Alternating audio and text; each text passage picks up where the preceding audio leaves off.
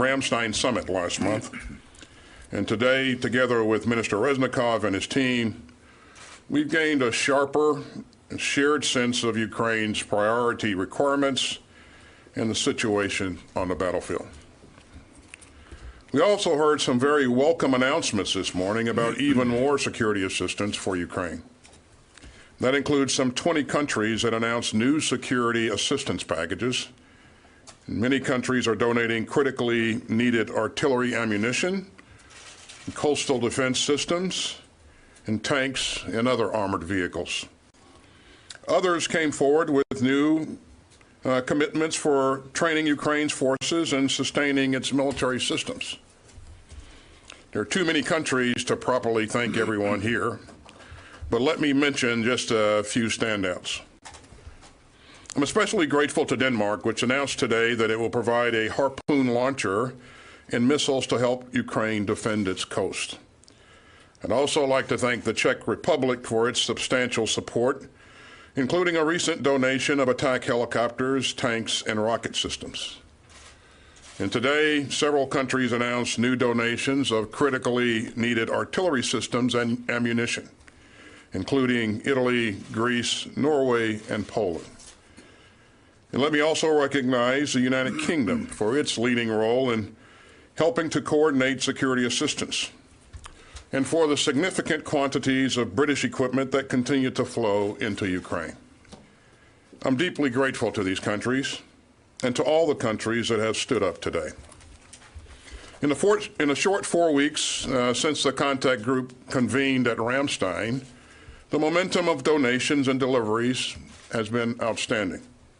And after today's discussions, I'm pleased to report that we're intensifying our efforts. And moving forward, we'll continue to deepen our coordination and cooperation so that Ukraine can sustain and strengthen its battlefield operations. Our combined efforts will also fortify and modernize Ukraine's armed forces to help them deter future Russian aggression. We had several important conversations today about the latest battlefield conditions, about progress towards meeting Ukraine's priority requirements, about deconflicting security assistance deliveries on the ground, and about how to help Ukraine maintain and sustain the self-defense capabilities that we've all supplied. Everyone here understands the stakes of this war, and they stretch far beyond Europe. Russia's aggression is an affront to the rules-based international order and a challenge to free people everywhere. Now, let me announce an item for your calendars. And we'll convene the contact group for our third meeting next month, and we'll gather in person this time on June 15th in the margins of the NATO Defense Ministerial in Brussels. Of course, it won't be a NATO event, but we want to keep up the tempo of these meetings, and I wanted to use my travel to Europe to ensure that we're building on our momentum. And my team will have more details for you on this in the days ahead. So it's been a good day and an encouraging one. We fully understand what Ukraine is up against, and the contact group, again, shows how much we can get done when so many nations of goodwill come together. So we're going to keep it up. And we're going to keep supporting Ukraine as it defends its citizens, its sovereignty, and its democracy. Now, before I take your questions, I wanted to say just a few words about someone who everybody in this room knows well, and my friend John Kirby. Now, John and I go way back, and he's always been the kind of teammate that you want at your side. And since the earliest days of this administration, I've been fortunate to have his judgment, his insights, and his leadership. John has been a wise and trusted counselor and a clear and eloquent voice for this department, its missions, and its values. And he's always understood how central a free and independent press is to our democracy. So even when the questions were tough, even when the findings were uncomfortable, When John stood behind this podium, he always committed to truth, trust, and transparency. So, John, thanks for your extraordinary service. I know you're not going far, but we wish you fair winds and following seas. And so, thanks for everything that you've done. And so, I'll turn it over to the chairman for his remarks, and then we'll be glad to take your questions. Thanks, Secretary, and I would like to just publicly also thank John for his professionalism and expertise over the years. He's done tremendous service for those of us in uniform, and John, thanks so much for that.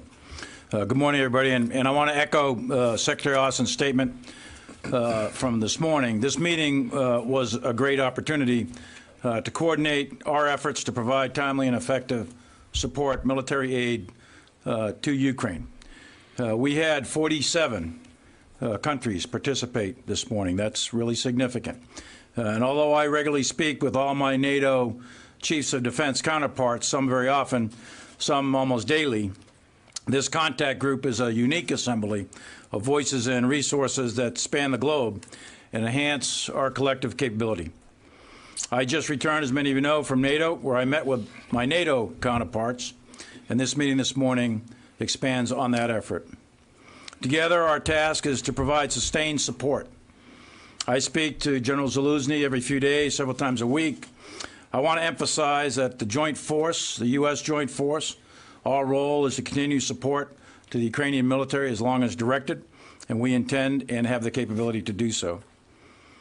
All of this is important because the Ukrainian military and people are fighting not only for their country, but they're fighting for principles, as the Secretary mentioned, about the rules-based international order that affects all of us. The Secretary mentioned that the progress we made at Ramstein a month ago was a follow-on to today, or was a predecessor to today. The United States military comprises one of the key components of U.S. national power: diplomatic, economic, informational, and, of course, military. And our task is to protect the homeland and stand ready to defeat the enemies of our country and to sustain the defense of the American people. We stand ready as part of a whole-of-government approach for the United States and really a whole-of-alliance approach and partner effort that you saw this morning. Last fall, the United States military had about 78,000 in EUCOM, Army, Navy, Air Force, Marines, and Space Force. In a few short months, we've bolstered that by over 30%. So this morning, we've got, roughly speaking, 102,000 U.S. troops in the EUCOM area of operations in many, many countries. At sea, we have over 15,000 sailors in the Med and the Baltics on 24 surface combatants and 4 subs, up from 6 surface combatants back in the fall. In the air, we have currently 12 fighter squadrons and 2 combat aviation brigades. And on the ground, we have 2 corps, 2 divisions, and 6 brigade combat teams, along with a variety of enablers. These capabilities from the United States augment the tremendous security assistance donated by other countries. And together, we have put forth to the Ukrainian war effort. The Ukrainian military's capacity to defend their homeland against Russian attack is directly tied to the quality and quantity of the assistance they are receiving. And lastly, let me just say that the Secretary has all of us in this building throughout the military focused on managing risk and the potential for escalation. We are watching this factor very, very closely, and we have been able to reopen communications at the military-to-military level, as you know, and I made a call to my Russian counterpart. I don't share the contents and detail of that discussion, but that it was done is important, and it was purposeful and worthwhile. So we remain committed and resolved and united in our assistance to Ukraine. We remain committed to manage escalation, and we'll continue to support as long as we are directed. Okay, so we'll now go ahead and take some questions, and we'll start with Lita. Thank you. Mr. Secretary, you mentioned that today you got a sharper sense of Ukraine's requirements. Can you talk a little bit about what the Ukrainian officials have told you they needed? And one of the things that they say they need, I believe, is HIMARS or MLRS. Is the U.S. or any other country prepared to send those major systems to Ukraine? And if that's true, are there any limits on how they can be used either in Crimea or in the Donbass? And then General Milley, can you, the Army the other day said it's going to take about 18 months to replenish some of the stocks that they've sent in the drawdown, specifically javelins.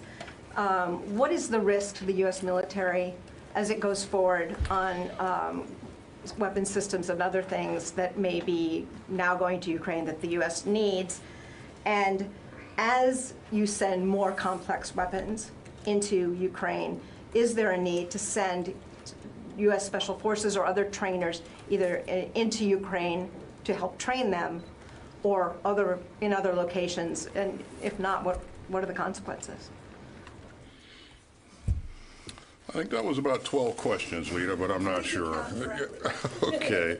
All right. Well, listen, first, I'll get to the questions that you had up top there for me. Let me reiterate that I believe that today was a very successful meeting. You heard the chairman talk about the numbers of countries that were involved.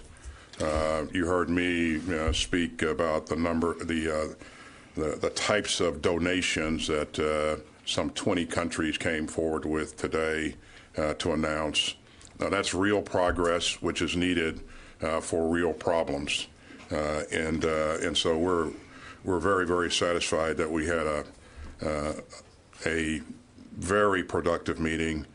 But we recognize that this is a work in progress, and we will need to continue to remain focused on this going forward. Now, in terms of what their needs are, they really are pretty much the same as they were the last time we talked, and that was long-range fires, armor in terms of tanks and armored personnel carriers, some UAV capability, and so that has not changed. The nature of the fight, as you've heard us describe a number of times, is the fight is really shaped by artillery in this phase, and we've seen serious exchanges of artillery fires over the last several weeks. Regarding HIMARS, I don't want to get ahead of where we are in the process of resourcing requirements. I'd just like for you to know that we are not only talking to the Ukrainians today, but it's every day. As the chairman pointed out, he's talking to his counterpart routinely. I talk to Minister Reznikov at least once a week, and probably more than that in most weeks. So we'll continue to refine their requirements. We'll engage the international community to make sure that we can get as much capability against those requirements as possible. But again, I don't want to discuss specific systems in this forum. So Lita, you asked about the replenishment piece. Overall, U.S. military as a entity, all of the various munition stockages that we have, the Secretary's got us looking at those very, very carefully to make sure that we don't drop below levels that become moderate, significant, or high risk, and we're doing that. So right now, the risk to ourselves is relatively low. It's not something that we're going to get overly excited about. We have a category called critical munitions and preferred munitions. We're solid in all of those, and javelins is not in that category. So your small arms, your anti-tank weapons, some of your man-pads, javelins, et cetera, as opposed to, say, for example, other smart munitions and PGMs, et cetera. So we're okay. We're doing okay, and our risk is being managed appropriately. With respect to the training, we are doing training in several different countries right now, along with other NATO and partner countries. Are training Ukrainians in various countries. I'm not going to go into all the details of it, but that's ongoing, not in Ukraine, but outside of Ukraine.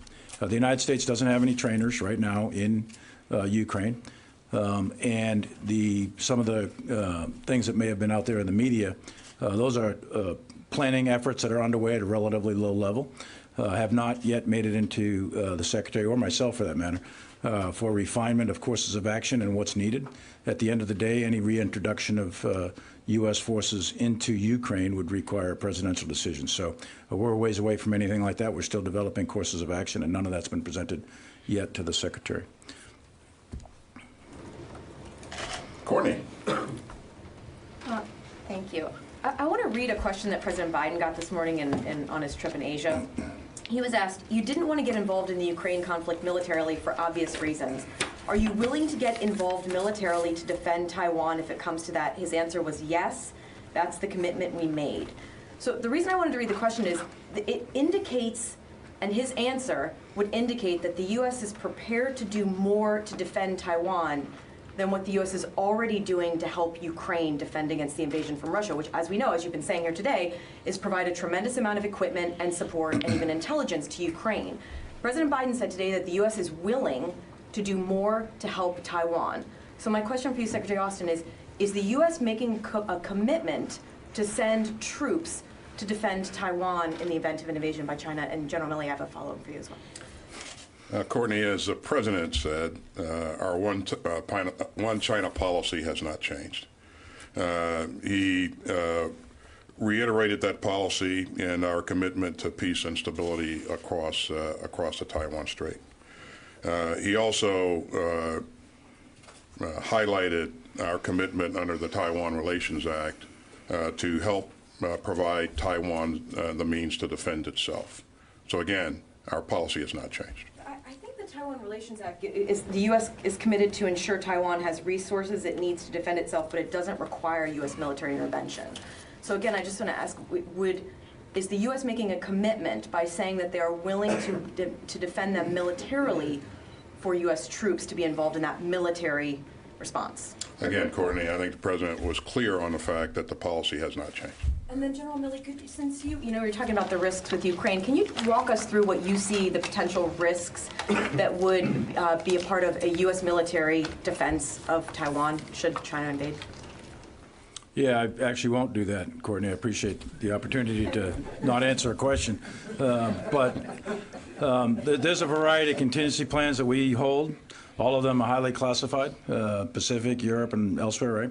And it would be very inappropriate for me at a microphone to discuss the risk associated with those plans relative to anything with respect to Taiwan or anywhere else in the Pacific. So I'll give you the opportunity to not answer one more question. Is that, would you support sending U.S. troops to Taiwan? I will render my advice at the moment in time to the President and the Secretary of Defense. Thank you.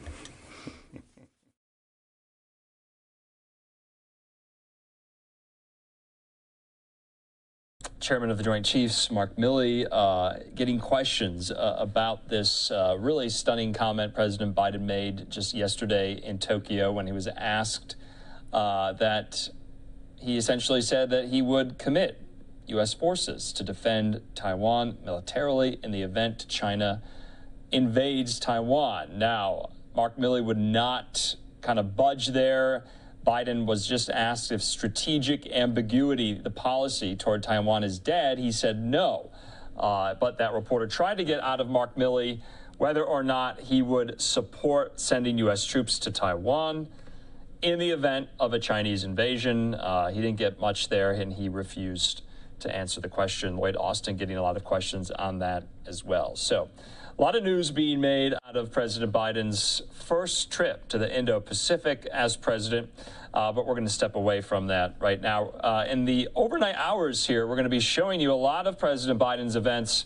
Earlier today, he met with the leaders of the Quad nations, India, Japan, Australia, and Australia's new prime minister, who is in Tokyo for these meetings. He also met with Japan's prime minister as well, talking about their shared commitments and their shared strategies, especially when it comes to isolating Russia as the war in Ukraine goes on now into its third month. Tomorrow will mark 3 months since the invasion began. We've been covering every angle of the war here on Live Now from Fox from the very beginning, and we will continue to do so.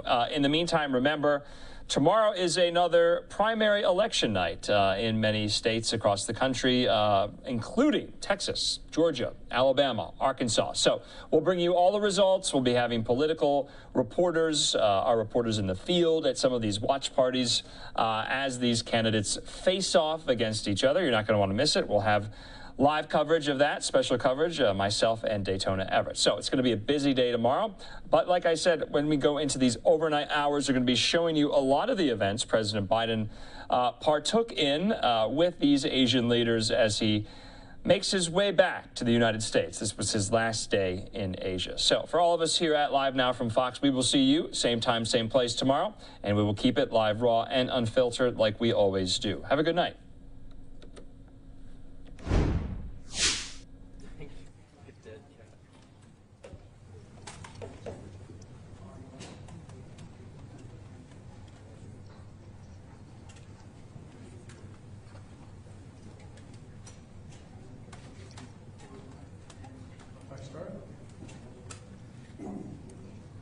Thank you all for joining today for the launch of the Indo-Pacific Economic Framework for Prosperity. Prime Minister Kishida, thank you for your leadership and partnership as we prepare for this announcement. We're launching today with countries from across the Indo-Pacific, Australia, Brunei, India, and by the way, Mr. Prime Minister, thank you for being here as well. Prime Minister India, the Republic of Korea, Malaysia, New Zealand, Philippines, Singapore, Thailand, and Vietnam. We're here today for one simple purpose. The future of the 21st century economy is going to be largely written in Indo-Pacific, in our region. The Indo-Pacific covers half the population of the world and more than 60% of the global GDP. And the nations represented here today, and those who will join this framework in the future, are signing up to work toward an economic vision that will deliver for all people, all our people. The vision for an Indo-Pacific that is free and open, connected and prosperous, and secure as well as resilient, where economic growth is sustainable and is inclusive. We're writing the new rules for the 21st century economy. They're going to help all of our country's economies grow faster and fairer. We'll do that by taking on some of the most acute challenges that drag down growth and by maximizing the potential of our strongest growth engines. Let's start with new rules governing trade and digital goods and services. So companies don't have to hand over the proprietary technology to do business in a country. Let's create a first-of-its-kind supply chain commitments to eliminate bottlenecks in critical supply chains and develop early warning systems so we can identify problems before they occur. And let's pursue other first-of-its-kind commitments to clean energy and decarbonization. The climate crisis is an existential threat that is costing us trillions in economic damage, but there's also incredible potential and opportunity to solve problems and create good jobs by transitioning to a clean energy economy. Let's choke off the loopholes that get at the corruption that steals our public resources. It's estimated that corruption saps between 2 to 5% of global GDP. It exacerbates inequality. It hollows out a country's ability to deliver for its citizens.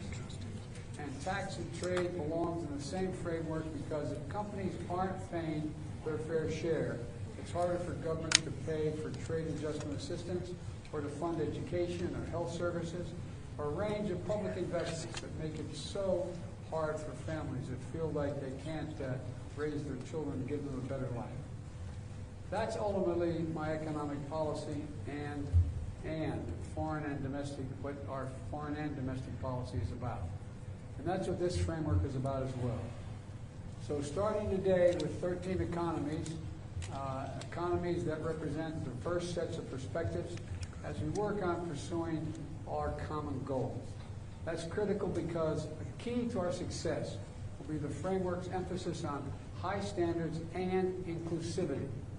This framework should drive a race to the top among the nations in the Indo-Pacific region. And I want to be clear that the framework will be open to others who wish to join in the future if they sign up and meet the goals and work to achieve those goals. I'm glad to have seen so many of you in person the past 2 weeks. At the U.S.-ASEAN Summit, I saw many of you in Washington, and during my travels to Asia, and I'm eager to hear from each of you today. I thank you for taking the time to be part of this framework launch, And let me close by saying the United States is deeply invested in the Indo-Pacific. We're committed for the long haul, ready to champion our vision for a positive future for the region, together with friends and partners, including the nations in this room and on the screen. It's a priority in our agenda, and we're going to keep working to make progress with all of you every day so that we can deliver real, concrete benefits for all our people. That's why I believe we will win the competition of the 21st century together. So thank all of you again for joining today, and I'll invite Prime Minister Kishida to say a few words now. Mr. Prime Minister. Thank you, Joe. ジョーさんありがとうございます。President Biden of the United States of America and distinguished leaders, I sincerely welcome and strongly support the launch of the Indo-Pacific Economic Framework, IPEF, proposed by President Biden today in Japan. As President Biden mentioned just now, the Indo-Pacific region is home to half of the world's population and approximately 60% of the world's GDP, and it truly is the engine of global growth and vitality. Aiming to realize a free and open Indo-Pacific, Japan has been contributing to the stable prosperity of the region in cooperation with the United States and regional partners, focusing on three pillars, namely entrenching and strengthening fundamental values and principles, pursuing economic prosperity, and ensuring peace and stability.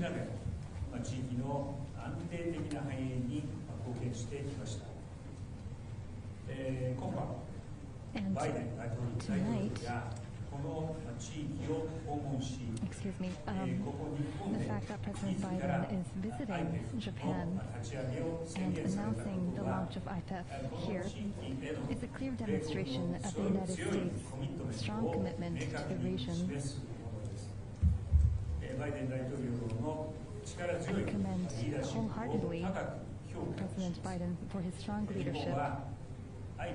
Japan will join IPEF and work closely with the United States, ASEAN countries, and other regional partners to help create a new framework. In order for IPEF to be a meaningful framework for the regional economic order, it is important to address what we can among the areas that are critical in participating countries, and to have concrete outcomes. IPEF focus on supply chain resilience, decarbonization, and clean energy, as well as the digital economy, is timely in the current international context. It is important to work with the private sector in these areas of cooperation. This includes digital trade,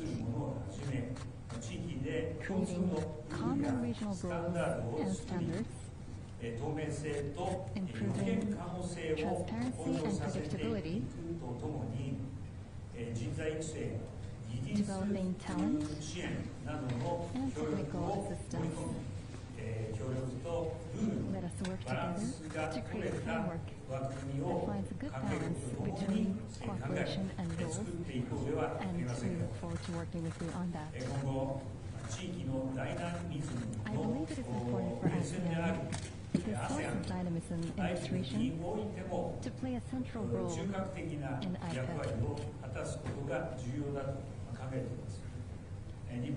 Japan respects the unity and centrality of ASEAN and will actively participate in the discussions in cooperation with the United States and other partners who are here today. We look forward to working together to build a more prosperous in the Pacific region by bringing together the initiatives and wisdom of countries countries in the region, including the US's Indo-Pacific strategy, Japan's free and open Indo-Pacific, the ASEAN outlook on the Indo-Pacific, and India's Act to East policy. IPEF is an inclusive and open framework that will remain open to the participation of new partners following its inception today. We welcome more partner countries to join IPEF discussions in the future. Through IPEF, we will work together to create an economic order that will ensure sustainable growth, peace, and prosperity in the Indo-Pacific region in the years ahead. I look forward to the opportunity to work with our many partners in the region. Thank you very much. Mr. President, Prime Minister Kido, thank you very, very much, and welcome to everyone. We'd like to give everyone participating an opportunity to speak to this initiative, starting with Prime Minister Modi. Mr. Prime Minister.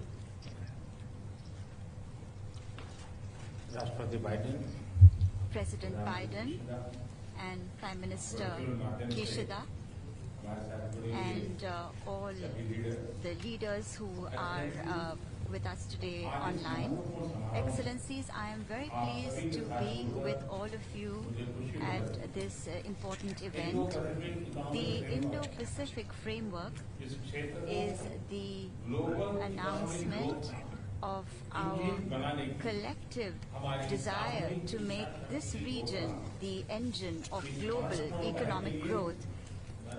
I thank President Biden for taking the initiative to organize this important event. The Indo-Pacific region is the center for manufacturing, economic activities, global trade, and investment.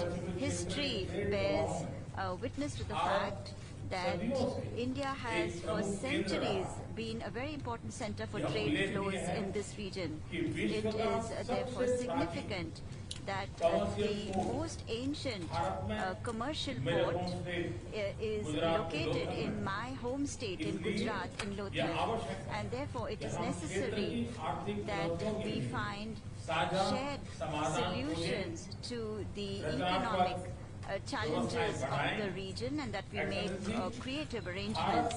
Excellencies, India will work with all of you to build an inclusive and resilient Indo-Pacific economic framework. I believe that the three key pillars for resilient supply chains between us are trust, transparency, and timelines. I am sure that this framework will be helpful in strengthening these three pillars and will encourage development, peace, and prosperity in the Indo-Pacific region. Thank you very much. Thank you very much, Prime Minister. It's a pleasure now to call on the Prime Minister of New Zealand, Prime Minister Ardern. And my warmest greetings to you all. As my fellow leaders gather for today's announcement, I'm en route to the United States for my first visit since the pandemic, but my third as Prime Minister. I'm very much looking forward to my visit to the US and supporting the businesses travelling with me as we reconnect with the world after a long period of disruption. New Zealand warmly welcomes the Indo-Pacific Economic Framework as a strong signal of US investment in the economic future of our wider home region. Our region is open to trade, investment, and movement of people to support prosperity and open supply chains. The post-COVID world will be a new era. Our goal has to be to make it a better era. And if the Indo-Pacific is to successfully rise to the many challenges it faces, governments need to recommit to supporting an open and rules-based regional order, one that's more sustainable and resilient for all.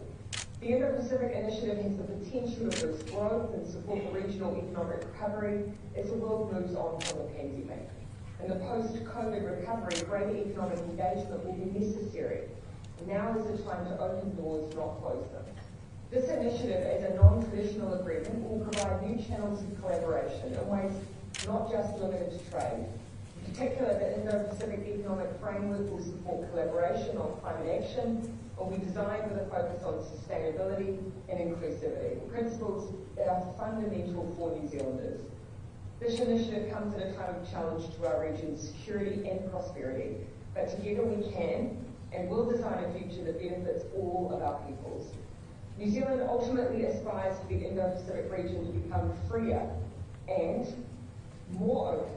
As the region emerges from the pandemic, we hope it will be both. Together we can ensure a future Indo-Pacific region that is more economically prosperous and more secure for all. That's why today I'm very pleased to join with my fellow leaders from the region to add New Zealand's support to the launch of the Indo-Pacific Economic Framework. Kia ora, thank you. Thank you very much, Prime Minister. I'd like now to call upon the President of the Republic of Korea, President Yoon.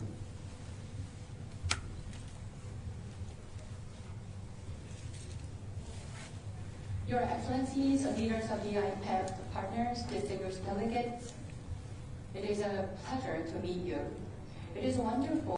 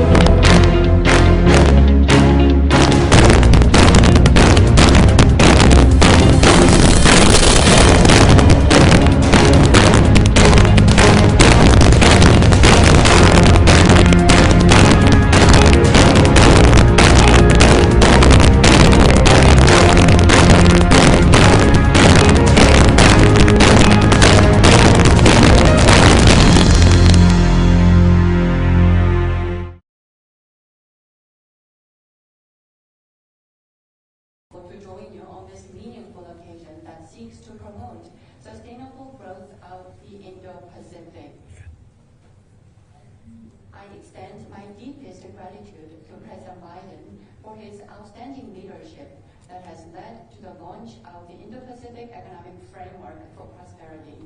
Having spent the last 3 days together in Korea, Mr. President Biden, I am delighted to see you again. Right after I won the election, Prime Minister Kishida and Prime Minister Modi personally congratulated me on the phone. It is great to see you virtually. Today's launch of the IPEF is joined by many leaders. This, in and of itself, imparts stronger conviction in the successful future of the IPEF. All of you here have sent their best wishes for my new administration, and I look forward to meeting you in person in the near future. Fellow leaders and distinguished delegates, today the world as a whole is confronted with a pandemic, supply chain disruptions, climate change, food and energy security, and other numerous complex crises. No single country alone can tackle these tough challenges. As such, solidarity prosperity and cooperation among countries across the globe are called for more so than ever. Given these difficult circumstances, the launch of the IPEF for shared prosperity of the regional countries is immensely important indeed. Fellow leaders and delegates, the Republic of Korea, on the foundation of liberal democracy and market economy, was able to attain rapid growth and development. Across a full spectrum of the IPEF pillars, Korea stands ready to share its experiences and work together. From supply chain resilience, digital transformation, clean energy to decarbonization in particular, let me share how we plan to contribute. First, for an effective response to the global supply chain crisis, it is imperative that we have a global coordination mechanism in place in semiconductors, batteries, future mobility, and other leading-edge industries where we possess core competencies. We commit to work with regional partners to build supply chains that deliver mutual benefits. Second, the entire world is undergoing disruptive changes brought on by the transition to digital economy. Korea is the world's first country to have commercialized 5G based on its excellence in telecommunication technologies. From AI, data to 6G, Korea will drive the innovation in emerging technologies and contribute to building digital infrastructure and bridging the digital divide. Lastly, in clean energy and decarbonization, Korea also stands ready to actively collaborate. In nuclear power, hydrogen, renewable energy, and other clean energy sectors, Korea will harness its technological prowess and make bold investments to establish low-carbon infrastructure and contribute to building stronger technology capacity. Fellow leaders and delegates, today's launch of the IPF amid this rapidly changing economic environment is a testament to the regional countries' commitment to solidarity and cooperation in what I view as a meaningful first step forward. I expect that the IPF will move forward under the principles of openness, inclusiveness, and transparency. To open an era of shared prosperity in the Indo-Pacific, let us join our strengths. Building on strong solidarity, Korea, for its part, commits to fulfill its responsibility. Thank you. Thank you very much, Mr. President. The floor is now to the Prime Minister of Singapore. Prime Minister Lee. 다음은 싱가포르 이승문 총리님께 발언 부탁드리겠습니다. 바이든 대통령님, 기민 여러분, 바이든 대통령께 싱가포르의 이 IPEF 주방식에 참여하도록 초대해 주셔서 감사합니다. 싱가포르는 IPF를 환영합니다. 저희는 항상 열린 그리고 포용적인 규칙 기반의 질서를 추구해왔습니다. 그리고 안정과 번영을 추구해왔습니다. IPF는 I'm sorry to interrupt, Mr. Prime Minister. We're not getting the interpretation 저희가 통역이 들리지가 않습니다. We just check the interpretation, please. Would you like me to start again? Let's see if this is working. Would you mind, Mr. Prime Minister? Are you ready? Please, give it a try. President Biden, Excellencies, I'd like to thank President Biden for inviting Singapore to participate in the launch of the Indo-Pacific Economic Framework, or the IPEF. Singapore welcomes the IPEF. We've always upheld an open, inclusive, and rules-based order that is stable, secure, and prosperous. The IPEF is of both strategic and economic significance. It can be a valuable platform for the U.S. to exercise economic diplomacy in the region. And it clearly signals the U.S.'s continued commitment to engage with its partners in Asia and deepen ties across the Pacific. I'm happy that the IPEF contains a forward-looking and positive agenda on economic cooperation. The 4 pillars include issues that will resonate strongly in the region. In particular, they'll also cover cooperation in the digital economy and the green economy, which show promise of growth. It's important that the IPEF remains open, inclusive, and flexible, enabling members to continue working with many other partners in overlapping circles of cooperation, and leaving membership open to others to join later on, as and when they are ready to do so. We look forward to working closely with the United States and other partners to flesh out the IPEF, and we hope that in due course it will lead on to even greater and more ambitious economic engagement between the United States and the region. Thank you very much. Thank you, Prime Minister. It sounded even better the second time. Thank you.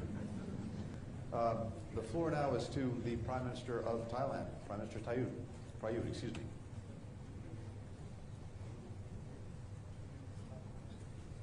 President Biden, Prime Minister Kishida, Excellencies. I wish to express my thanks to President Biden and Prime Minister Kishida for hosting the launch of the Indo-Pacific Economic Framework, or IPEF, today. I'd also like to commend and congratulate President Biden for the initiative which reflects the determination of the United States to play a constructive role in the Indo-Pacific, especially in promoting economic prosperity in the region, which has been well received among ASEAN member states. IPEF comprises a conceptual framework and a set of loose principles that will serve to promote economic cooperation, trade, and investment. It will lead to 4 pillars of cooperation that will advance development in various areas, be it in terms of policy, laws, industries, and the environment. This will enhance access to sources of finance and technology in order to progress our national development and promote supply chain resilience. Currently, it is still a work in progress, with detailed consultations planned in the near future. For Thailand's part, we have long been proponents of open trade to foster economic resilience throughout our history. With approximately 60% of our GDP coming from the export of goods and services, we highly value the promotion of regional cooperation to expand trade and investment opportunities to their fullest potential. At the same time, we attach utmost importance in steering our country and people towards a future that is secure, prosperous, and sustainable. We are determined to foster an economic growth that is balanced and environmentally friendly through the Bio-Circular Green, or BCG, economy model. This encompasses efforts to accelerate our energy transition towards clean energy, reduce carbon emissions, promote the digital economy, and create added value through the application of science, technology, and innovation. We currently face a myriad of emerging challenges in today's world. No country can ever confront such challenges alone. I am, therefore, pleased that IPEF emphasizes the inclusive participation of countries across the region to promote prosperity, sustainability, and inclusivity together. Lastly, I wish to reiterate that world history, and that of Thailand, has illustrated to us that economic growth and the expansion of trade and investment will only be most beneficial for all of us if it is constructive, not politicized, and gears towards solidarity. Thailand upholds the principles of free trade, as demonstrated in our ongoing open trade with various countries. We are strongly committed to pursuing close and constructive trade cooperation with our partner countries. I am confident that an inclusive economic cooperation within the region will lead to economic growth and prosperity for all of us and reap the most tangible benefits for our peoples. I thank you. Thank you very much, Prime Minister Prayut. The floor is now to the Prime Minister of Vietnam, Prime Minister Chinh. Your Excellency, President Joseph Biden, President of the United States of America, Your Excellency Kishida Fumio, Prime Minister of Japan, Your Excellency Narendra Modi, Prime Minister of India. Ladies and gentlemen, I also like to congratulate the President of the ROK, and I thank you, President Biden, for inviting me to the launch of the Indo-Pacific Economic Framework, an important initiative of your making. Excellencies, the current landscape calls for an adjustment of growth model and economic linkages towards greater sustainability, resilience. We need to fully harness internal power, optimize external resources, minding the internal resources are fundamental, strategic, and long-term determinants, and external resources are constant, important game changer. Multilateralism and national solidarity must be found grounded in sincerity, trust, and responsibility. Today's launch will kickstart a serious discussion and exchange of ideas towards addressing critical regional and global issues together, which no one can address on their own. Such issues of global scope, such as supply chain diversification and resilience, technological innovation, digital transformation, e-commerce promotion, climate change response, net zero emission by 2050, green growth, taxation issues, and anti-corruption, among many others. These are major issues.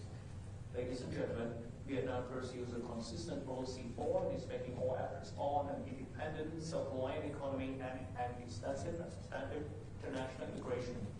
Vietnam also participates in various initiatives of national connectivity. It is an active contributor to the joint effort to accelerate economic recovery and sustainable development in the region and the world.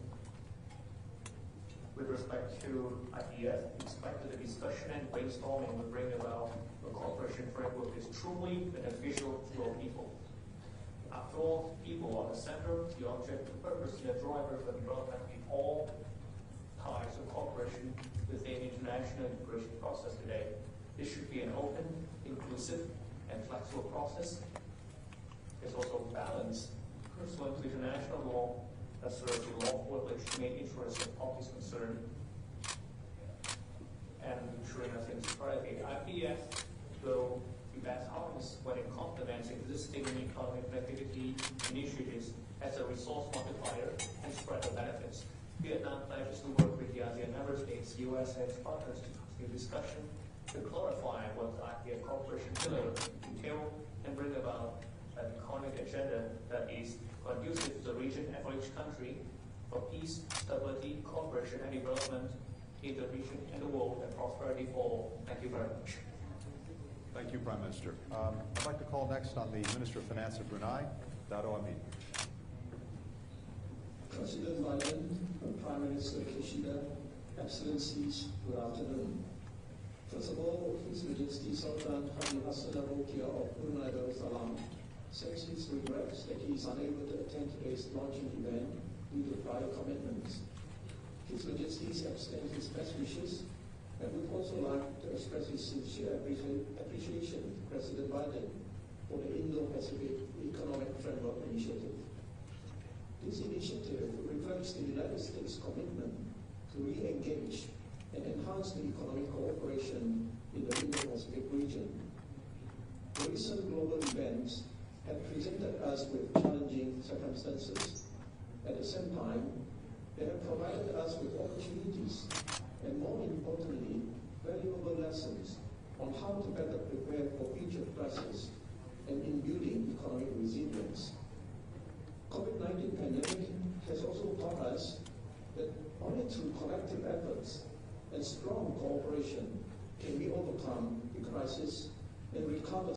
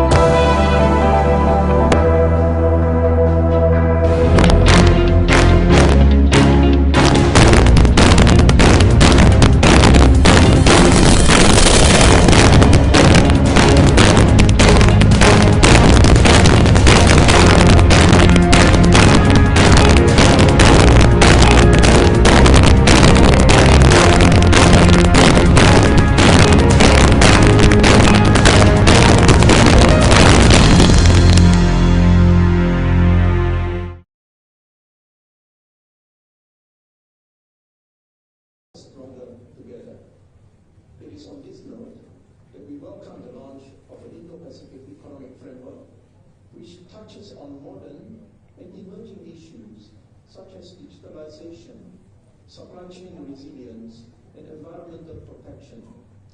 We believe the framework can be a platform for us to realize our vision of advancing resilience, sustainability, inclusiveness, economic growth, fairness, and competitiveness in an interconnected and prosperous region. In closing, we look forward to further our in-depth discussions on IPAC with participating and other potential members going forward. Thank you. Thank you very much, Mr. Minister. Can we turn next to the Minister of Trade of Indonesia? Mr. Minister.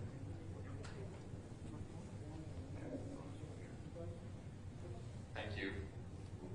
President Biden, Kishida Soridajin, Prime Minister Modi of India, Honorable Prime Minister, leaders, fellow ministers, ladies and gentlemen. It is an honor for me to attend this launching on behalf of President Joko Widodo of Indonesia. As we approach mid-2022, the world has gotten better in mitigating the pandemic. This opened up opportunities for recovery and a stronger economic growth in the Indo-Pacific region. Clearly, the road is not easy and full of challenges, including global supply chain disruptions, as well as inflation due to the war in Ukraine and the threat of tightening monetary policy. The vast potential of Indo-Pacific as an engine of global economic growth cannot be realized alone. Therefore, we welcome the intentions of many countries, including the US, to strengthen economic relations and cooperations in the Indo-Pacific.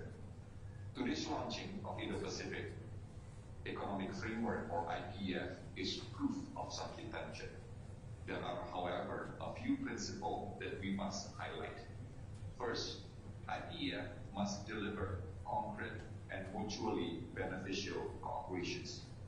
Only then will benefit of IPEF be enjoyed by our peoples. Second, IPEF must be inclusive and open to all countries in the region.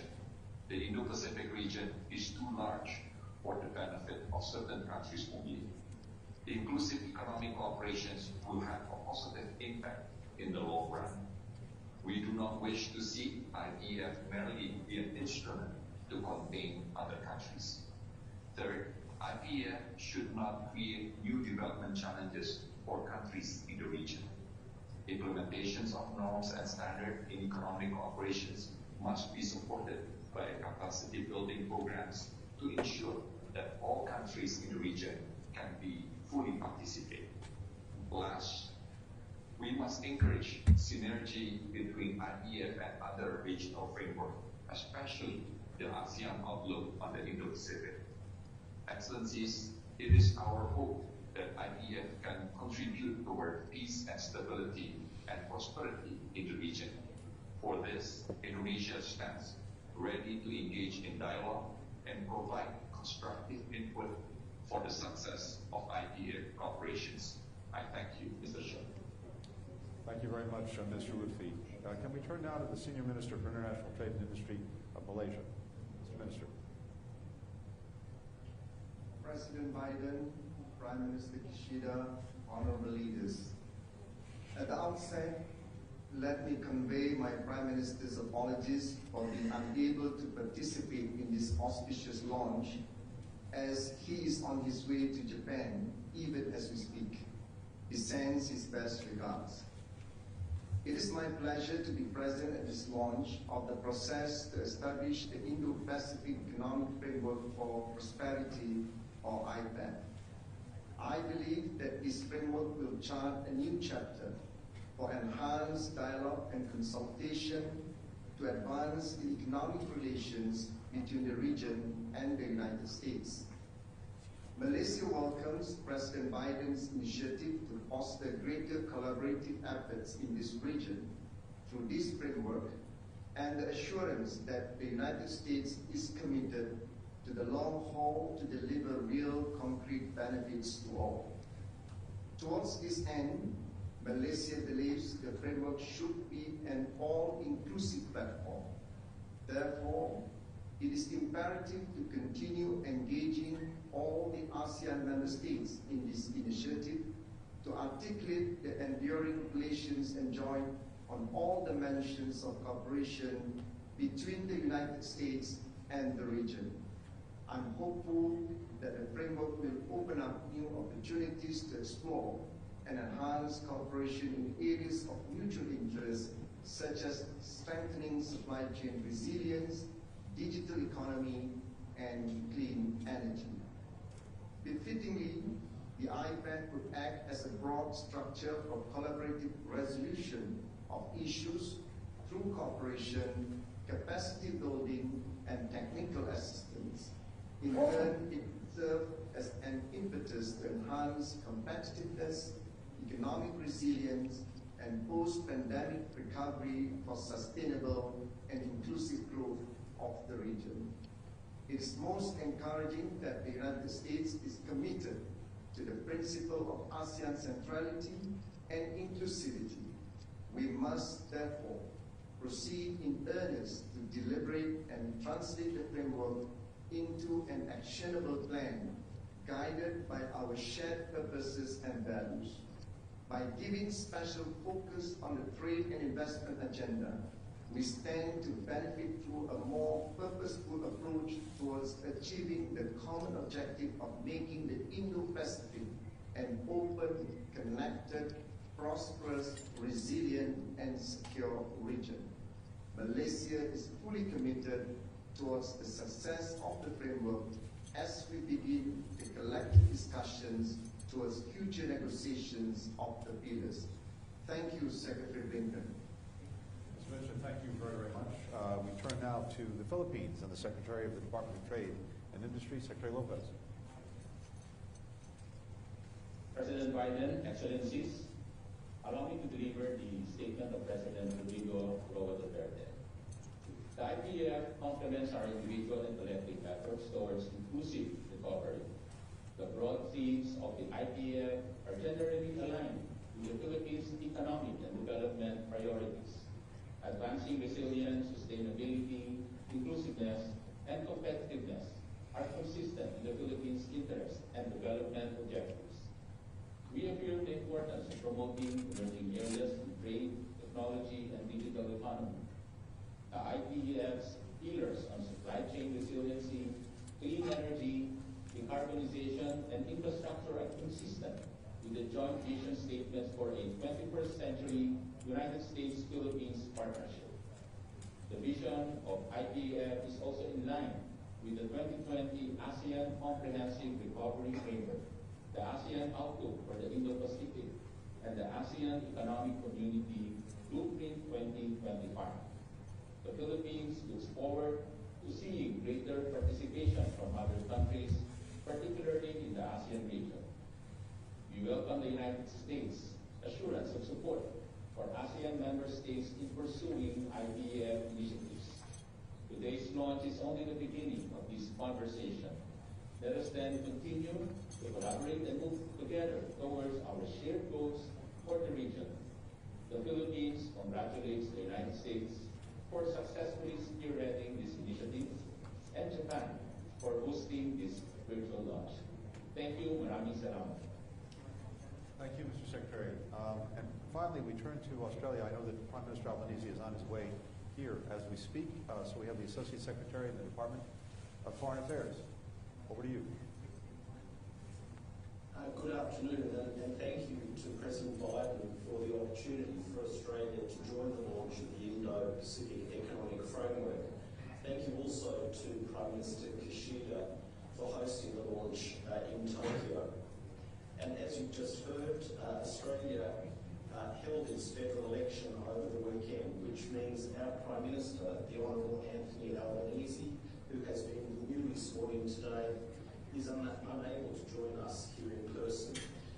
He is in fact on a plane to Tokyo as we speak. But it is a pleasure for me to be representing the Australian Government at this important occasion.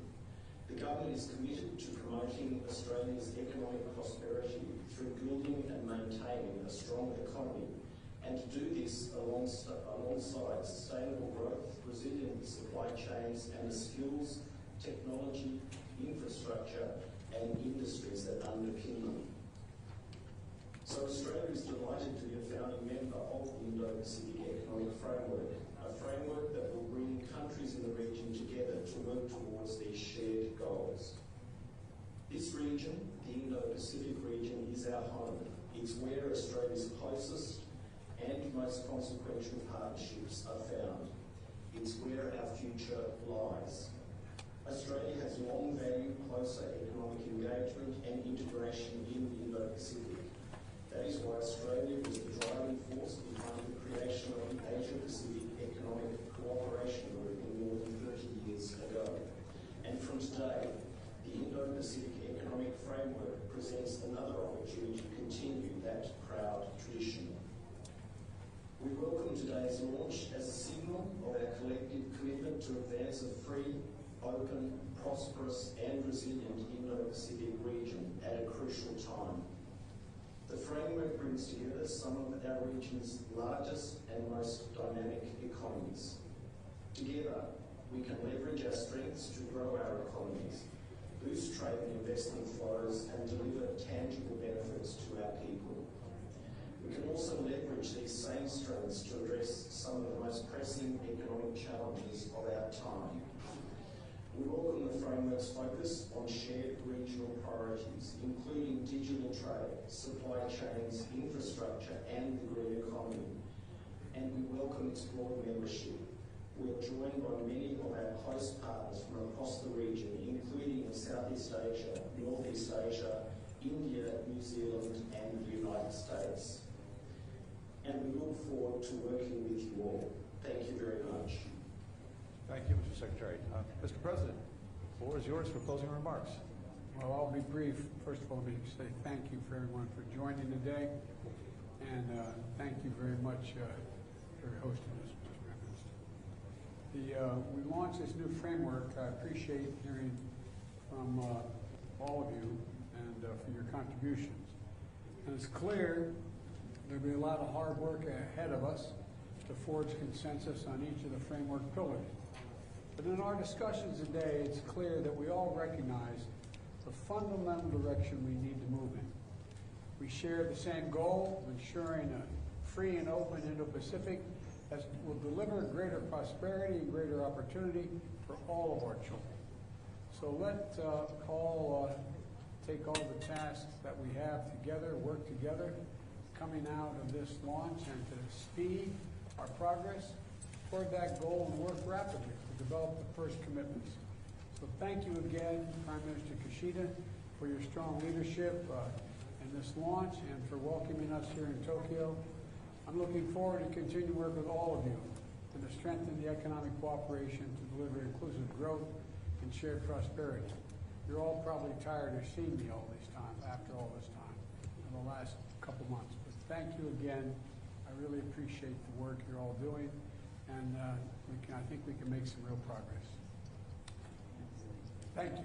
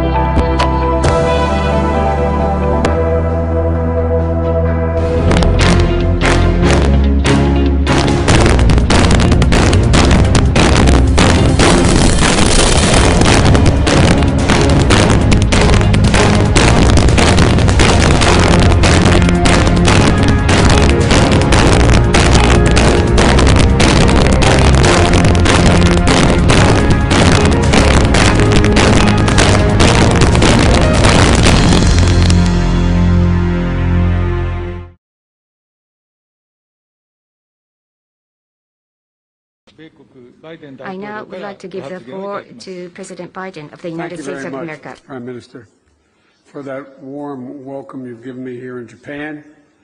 In recent years, the alliance between Japan and the United States has grown stronger, deeper, and more capable as we work together to take on the challenges just as important as the opportunities of a rapidly changing world. A great example of this, we viewed Japan's lunar rover just coming out here before, after lunch, a symbol of how our space cooperation is taking off, looking toward the moon and to Mars. And I'm excited. The work we'll do together on the Gateway Station around the moon, and look forward to the first Japanese astronaut joining us in the mission to the lunar surface under the Artemis program. And tomorrow we're going to meet with our fellow Quad partners, Australia and India, for our 4th Leaders Summit and our 2nd time meeting together in person. The Quad is showing the world that cooperation among democracies can get big things done, and I'm grateful for your leadership. And thank you for bringing us all together again to keep driving our progress as we advance a positive vision for the future of the Indo-Pacific region. Today, we made several commitments to further increase our bilateral cooperation and to work together to ensure a free and open Indo-Pacific that creates opportunity and prosperity for all the people in the region. Through our comprehensive and resilience partnership, which we announced last year, we're in a situation now that we've invested our cooperation to spur innovation while delivering concrete progress for our people. Promoting a secure 5G network, improving internet connectivity for our partners in the region, improving critical infrastructure, and strengthening supply chain resilience, particularly on semiconductors, batteries, and critical minerals. Responding to COVID-19 and building a greater health security and stronger health system is also part of the future. And helping the world prepare for the next pandemic with our new CDC regional office right here in Japan. Cooperating on clean energy and decarbonization to tackle the climate crisis. And after this, the United States and Japan, together with 11 other nations, will be launching the Indo-Pacific Economic Framework. This framework is a commitment to working with our close friends and partners in the region on challenges that matter most to ensuring economic competitiveness in the 21st century, by improving security and trust in the digital economy, protecting workers, strengthening supply chains, and tackling corruption that robs nations of their ability to serve their citizens. You know, as the two largest democracies, the two largest economies in the democratic world, the United States and Japan are demonstrating the strength of democracies in action. Our cooperation has been particularly vital in organizing the global response to hold Putin accountable for his brutal war on Ukraine and his attack on the norms and principles that are the foundation of our international order. Mr. Prime Minister, you've been outstanding. You've been an outstanding partner throughout this crisis. And our unity in the G7 to impose economic costs on Russia and support the people of Ukraine is sending a strong message about our willingness to defend a rule-based international order. And I'm looking forward to continuing our discussions at the upcoming G7 summit in Germany and returning to Japan next year in 2023 for the G7 summit. And I welcome the Prime Minister's announcement. The G7 summit will take place in his hometown of Hiroshima. Today, we also discussed ways to continue to strengthen our security cooperation. The United States remains fully committed to Japan's defense, and we welcome the opportunity to work more closely together in an increasingly challenging security environment. I applaud Prime Minister Kishida's determination to strengthen Japanese defense capabilities as well. A strong Japan and a strong U.S.-Japan alliance is a force for good in the region. I support the peace and stability that's going to continue and we hope to increase across the Taiwan Straits, promote freedom of navigation in the East and South China Seas, and to deter the Democratic People's Republic of Korea. So thank you again, Mr. Prime Minister, for your partnership and your friendship.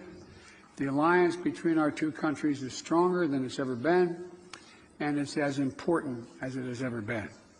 I'm looking forward to exploring even more ways that our relationship will help move us toward a future that benefits all people. So thank you very much, Mr. President, and I really, truly appreciate your hospitality. Thank you very much. We will now accept questions from the press.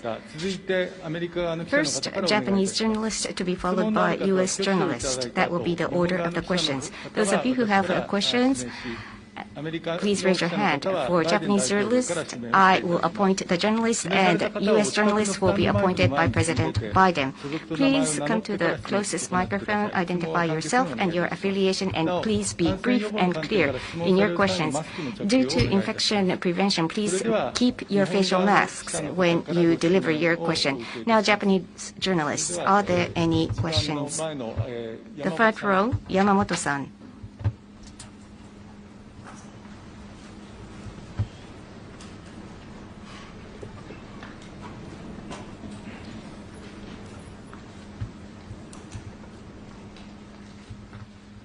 TV Asahi, my name is Yamamoto.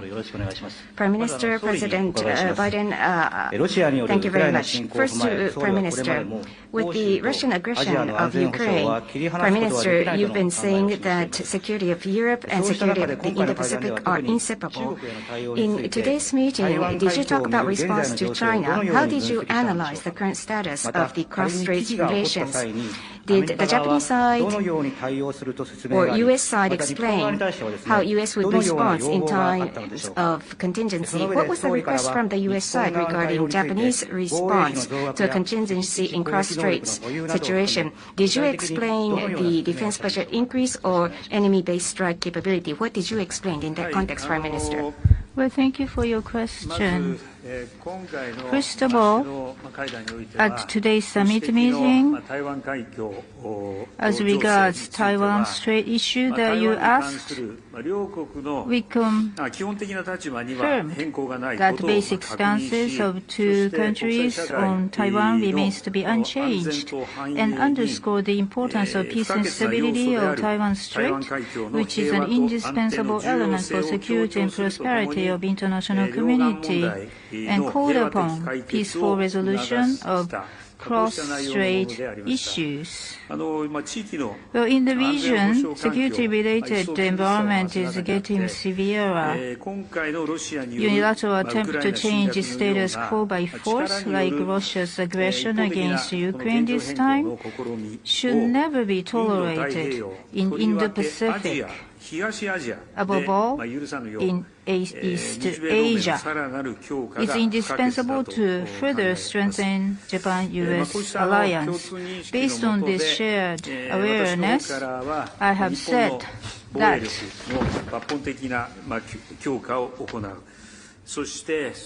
fundamentally reinforce Japan's defense capability, and I stated my determination to fundamentally reinforce Japan's defense capabilities and secure substantial increase of its defense budget needed to effect it. And President Biden strongly supported my determination. And also from myself, I have said that inclusive what is called enemy-based strike capability, all the options will be there, not to exclude any one of them, and this is what I said to President. In Indo-Pacific region, as well as to ensure the peace and prosperity of the international community, the basis is the cornerstone of which is Japan-U.S. alliance, and toward the further strengthening of the alliance, we like to remain in close coordination between Japan and the United States. Thank you. Thank you very much. Thank you, Mr. President. I have a question for Prime Minister Kishida as well. Mr. President, I want to ask you about the economy. During your trip here to Asia, you've promoted the investments by Samsung and Hyundai, but back home in the United States, Americans are dealing with record high inflation. The Fed has raised interest rates to try to address those issues, and there are also just enormously high gas prices. Given the cross currents of the economy right now, the war in Ukraine, the China lockdowns that we've seen. Should Americans be prepared for a recession? In your view, is a recession in the United States inevitable? No. Why not? Look, you're talking about the significant progress we've made in making sure we don't have supply chain backups, about the 8,000 jobs that Hyundai is going to be bringing to Georgia, 3,000 jobs to Texas from Samsung, $17 billion investment, Toyota, 1,700 jobs in North Carolina on battery technology, the situation where we're at, we've created over 8 million new jobs where unemployment's down to 3.6% and so on and so forth, as if they're a problem. Imagine where we'd be with Putin's tax and the war in Ukraine had we not made that enormous progress. Our GDP is going to grow faster than China's for the first time in 40 years. Now, does that mean we don't have problems? We do. We have problems that the rest of the world has, but less consequential than the rest of the world has them because of our internal growth and strength. Here's the situation. When it comes to the gas prices, we're going through an incredible transition that is taking place that, God willing, when it's over, will be stronger and the world will be stronger and less reliant on fossil fuels when this is over. You see what Europe is doing relative to the importation of Russian gas. You see what, anyway, I won't go through it all, but and what I've been able to do to keep it from getting even worse, and it's bad. The price of gas at the pump is something that I told you, heard me say before, would be a matter of great discussion at my kitchen table when I was a kid growing up. It's affecting a lot of families. But we have released over 257,000 million barrels of oil, I should say. Us and the rest of the world, we're convinced, to get involved. It's helped, but it's not been enough. We also find ourselves in a situation where we have food shortages. Food shortages because of Ukraine. There are literally millions of bushels of oil, of grain being held up in Ukraine that would fundamentally impact positively on the market in terms of bringing down food prices across the board. So we're finding ourselves in a position where we're working very hard with American farmers and American agricultural products to provide more fertilizer and a whole range of things. This is going to be a haul. This is going to take some time. But in the meantime, it seems to me the best thing I can do, in addition to try to get the Middle Eastern countries, including OPEC, to raise their production of oil and move along that route, is to see to it that we continue to grow our economy, create jobs. And the other thing is, there's a second way. I know you don't want to talk about, not you, people don't want to talk about it right now, and I won't take up the time, but there's a second way to impact on inflation in terms of people's daily costs. If you're able to have child care at 7% of your income, if you're able to be in a position where we were able to provide for a tax cut for middle-class people and working-class people, et cetera, all those things would be very helpful. And but when we have a 50-50 Senate, it means we have 50 presidents. And I'm having a little trouble getting some of these things passed. But we're not going to give up. We're going to keep pushing. Can I just follow you on one point? Secretary Yellen said recently that some of the tariffs on Chinese imports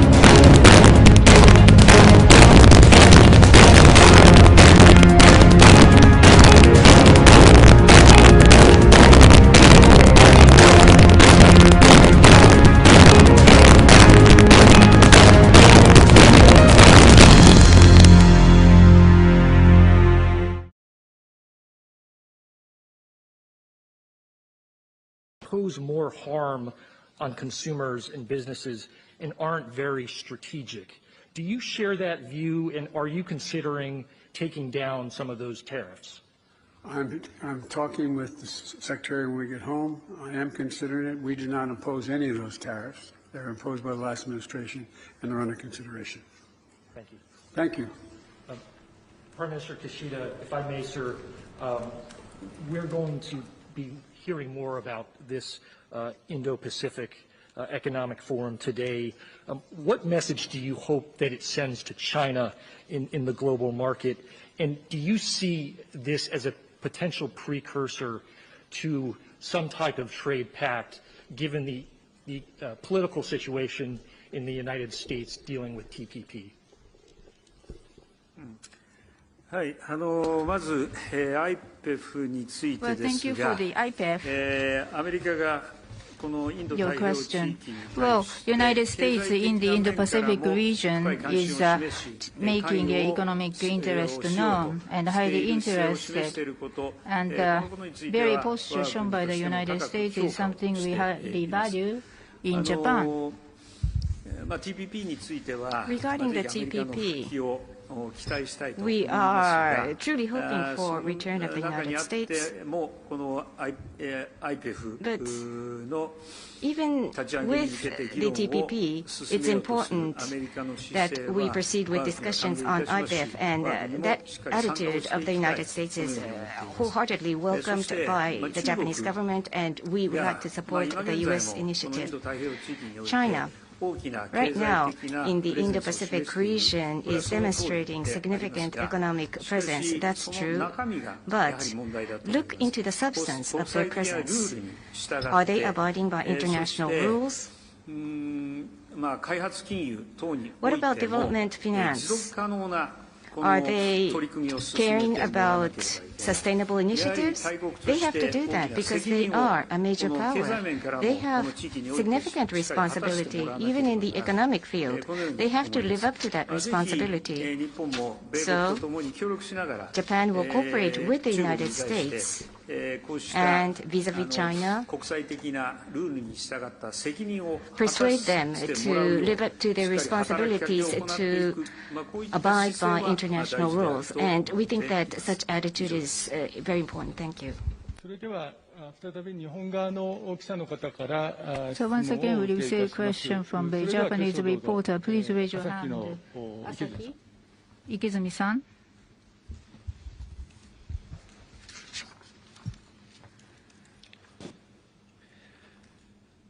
朝日新聞の池尻と申します。池尻 from Asahi 岸田総理、 newspaper. バイデン大 Prime 統領、よろしくお願いいたします。 Minister Kishida, 先 President ほど質問 Biden, にもあり nice ま to した meet が、 you. IPEF についてお聞きした I いと have 思 a います。 question once again about IPEF は IPEF. TPP との枠組みとは異なっ It て、 is said that その加盟 IPEF 国 is の中で different は from the メリットが framework 少 of ないとの見 TPP, 方 and も some ASEAN members are saying that IPEF there は is 実効 less 性のあるも merit のにな there, るのか、 benefit. また実効性の確 Would 保 the に向けて、 IPEF will be 日本はどのよ effective うな役割を framework, 果たす考 or え in な order の to か、 ensure the 岸田総理教えてく effectiveness だ for さい。 IPEF? What ま is the た、 role that バイデン Japan 大 will 統領 be にですね、 playing? TPP へ Prime の Minister 復帰をしたいと Kishida. いう言葉がありました And けれども、 also, 今日ど there のよ was うに呼びかけられ、 expectations どのような回答 expressed があったのか for も教え United てください。 States to come back to TPP. What was the response you received?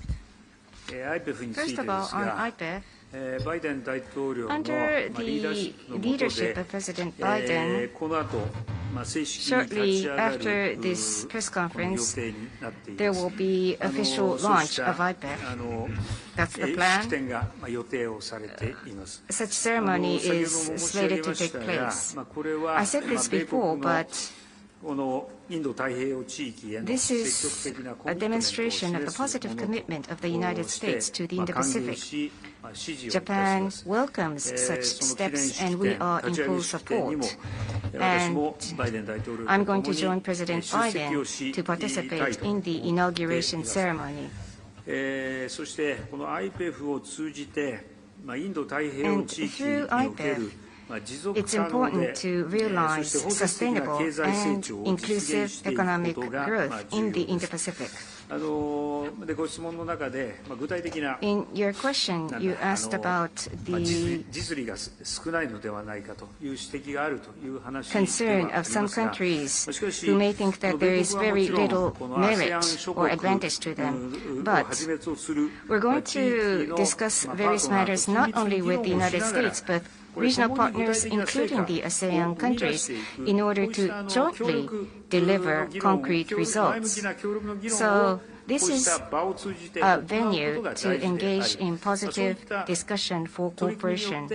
And through such initiatives, we want to deliver concrete and specific results, and that will serve as specific and actual advantage or merit for those countries. You asked the question on TPP.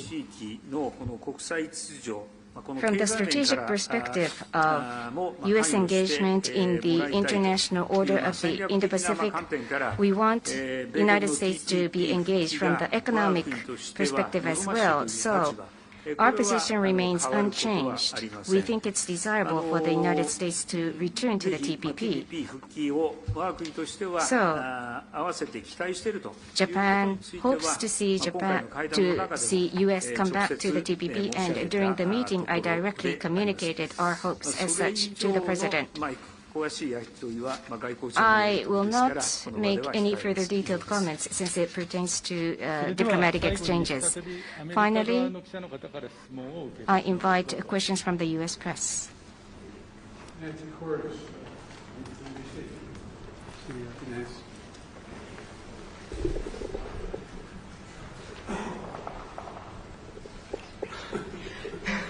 Type orders. Thank you so much. I have a question for the Prime Minister, but first to you, Mr. President. We're already dealing with one global pandemic, and you said yesterday that monkeypox is something that everyone should be concerned about. There are a few confirmed cases in the U.S., and some countries are imposing 21-day quarantines for people who are infected or even in some cases just exposed. Should Americans expect something similar? No, I don't think so. Look, we've had this monkeypox in larger numbers in the past, number one. Number two, we have vaccines to take care of it. Number three, there is, thus far, there doesn't seem to be a need for any kind of extra effort beyond what's going on. And so I just don't think it rises to the level of the kind of concern that existed with COVID-19 and the smallpox vaccine works for it. So, but I think people should be careful. Do you think that the U.S. has enough smallpox vaccine stockpiled? I think we do have enough to deal with the likelihood of the problem. And Mr. Prime Minister, can you tell us how Japan would respond if China were to invade or try to take over Taiwan? And how do you hope that the U.S. would respond if that were to happen? And, Mr. President, if you could tell us how the U.S. is prepared to respond, we would appreciate it. Thank you. On Taiwan, in the summit meeting, it was brought up in our discussions. The situation in the Taiwan Straits,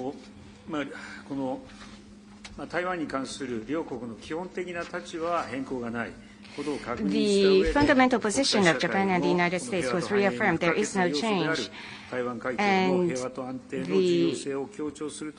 we asserted the importance of peace and stability of the Taiwan Straits, which is fundamental to international order, and peaceful resolution of the Straits issue should be pursued. We reconfirmed that position. Now, in Asia, we are against any unilateral attempt to change status quo by force in Asia, all the more so because of such position. Regarding the situation in Ukraine, we think that unilateral attempt to change status quo is impermissible. That's why we're cooperating with the international cooperation, and we decided to participate in the strong sanctions, and we are providing humanitarian assistance. And in Asia as well, peace and stability must be upheld and defended. And in order to defend peace and stability in Asia, we will drastically upgrade and strengthen our defense capability. And the United States is the only ally for Japan. And Japan-US alliance is thus very, very important. We have to strengthen this alliance to defend peace and stability of the region. That's our belief. And in so doing, extended deterrence and response by the United States must be reliable. We have full confidence in response by the United States, including extended deterrence and strengthening of Japan-US alliance is very important, and we truly hope that as many members of the general public will have even deeper confidence on this alliance, so that in turn will lead to regional peace and stability. And I look forward to cooperating with President Biden to that end. Our policy toward Taiwan has not changed at all. We remain committed to supporting the peace and stability across the Taiwan Straits and ensuring that there is no unilateral change of the status quo. I would add that one of the reasons why it's so important that Putin pay a dear price for his barbarism in Ukraine. The idea that on your station today and every other station in America, they're showing bombings of every school, no military purpose, schools, hospitals, daycare centers, all the things, museums, blowing up all the museums. I believe what Putin is attempting to do is eliminate the identity of Ukraine. The identity. He can't occupy it, but he can try to destroy its identity. And the reason I bother to mention that is he has to pay, and Russia has to pay a long-term price for that in terms of the sanctions that have been imposed. And the reason I bother to say this, not just about Ukraine.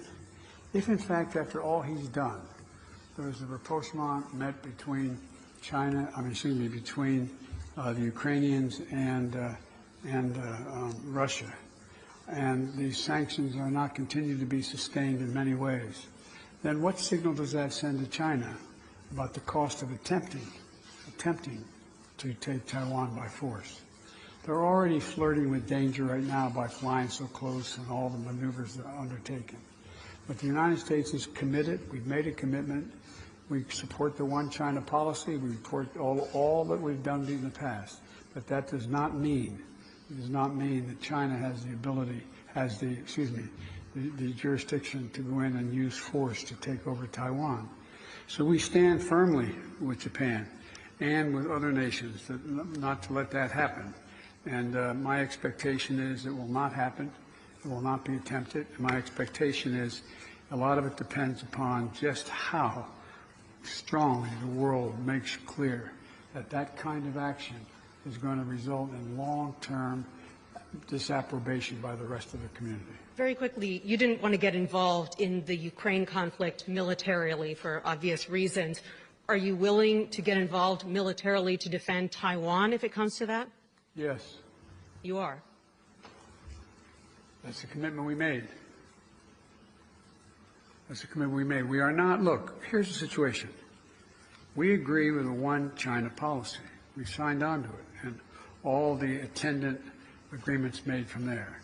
But the idea that it can be taken by force, just taken by force, is just not appropriate. It will dislocate the entire region and be another action similar to what happened in Ukraine. And so it's a burden that is even stronger.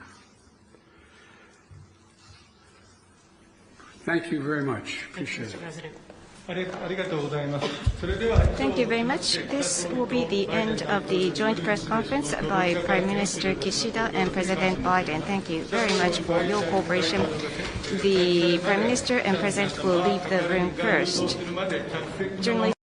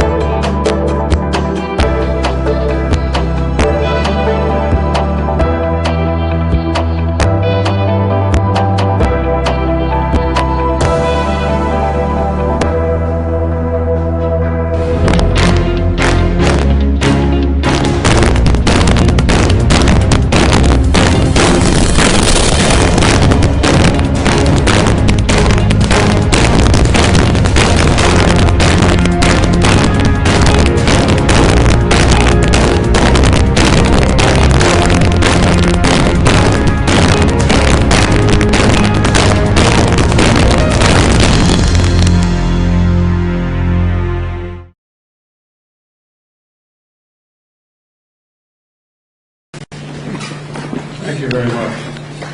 It's wonderful to be together with friends and at this transformative moment in the world. And we are at a transformative moment. Prime Minister Kishida, I want to commend you for the extraordinary leadership that over the past few months that you've shown and the gracious way in which you've hosted all of us. And Prime Minister Modi, it's wonderful to see you again in person.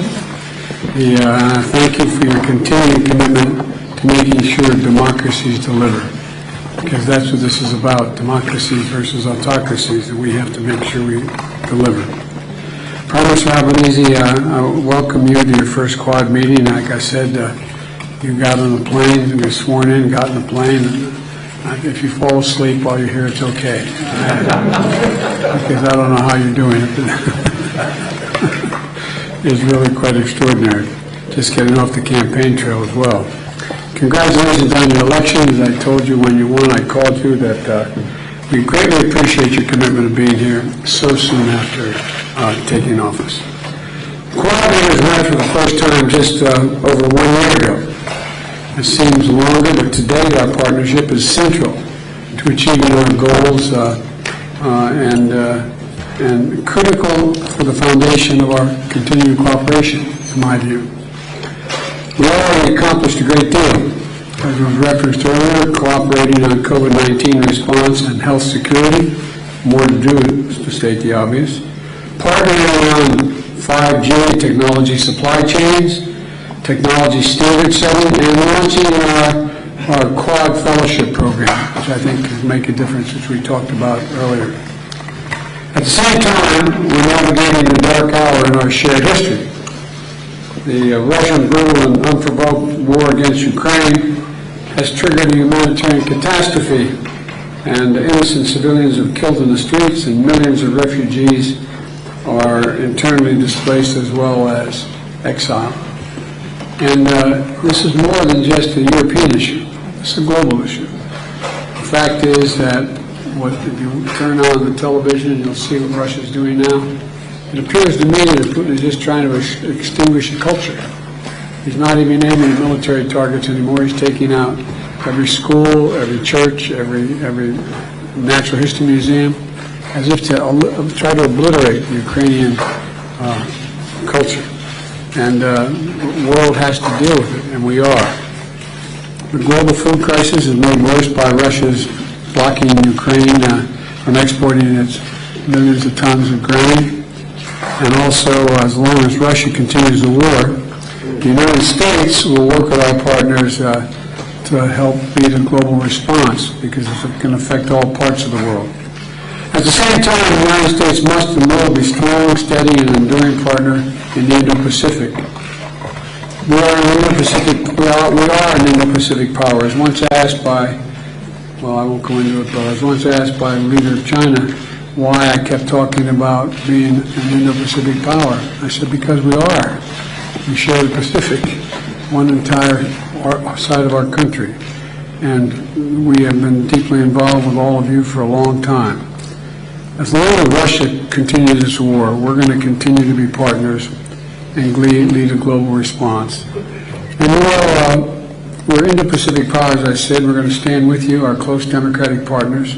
And we're going to stand for the shared values and the shared vision we all have. You know, shortly before Russia launched its invasion, my administration published our Indo-Pacific strategy to advance a free, open, connected, secure, and resilient Indo-Pacific. Russia's assault on Ukraine only heightens the importance of those goals. The fundamental principles of international order, territorial integrity and sovereignty, international law, human rights, must always be defended, regardless of where they're violated in the world. So the Quad has a lot of work ahead of us. It's the fact of the matter is that we have a lot of work to do, keeping this region peaceful and stable, tackling this pandemic and the next one, and addressing the climate crisis as referenced by our new colleague, ensuring that technologies of the future are governed according to our values, But in a short time, we've shown the Quad isn't just a passing fad. We mean business. We're here to get things done for the region, and I'm proud of what we're building together and I look forward to our vital partnership flourishing for many years to come. Thank you, Mr.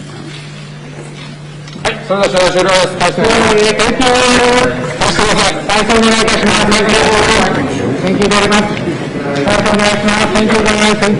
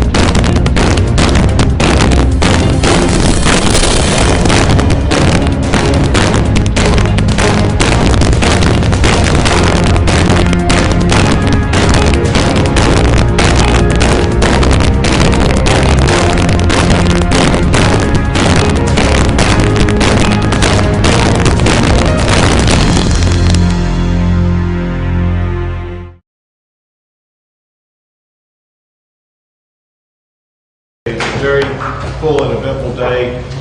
Being able to get an up-to-date feel for exactly what's going on the border. Obviously, this is the day when Title 42 was expected to be lifted. And we in the governor's office, working with the Texas Department of Public Safety and the National Guard, we began gearing up an operation for the possibility that today Title 42 would no longer be in effect. I have learned that the same is true for local officials. They were gearing up and being prepared to deal with the consequences of the lifting of Title 42. Well, the good news is that a court very correctly ruled that Title 42 should not be lifted, which is a good thing. However, it's only a temporary result.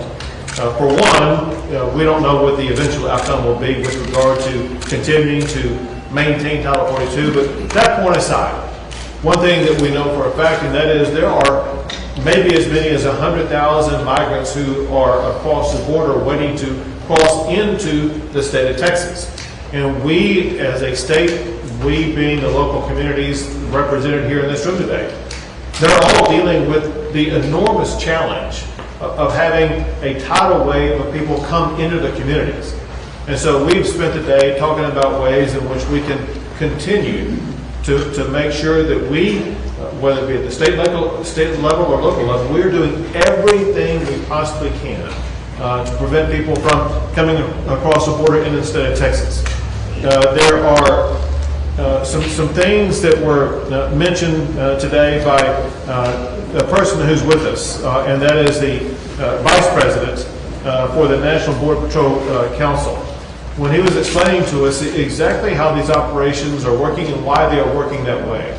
As we were out at the river and talking about people crossing across the border at the river as opposed to just using a port of entry. And he was explaining exactly why that was happening.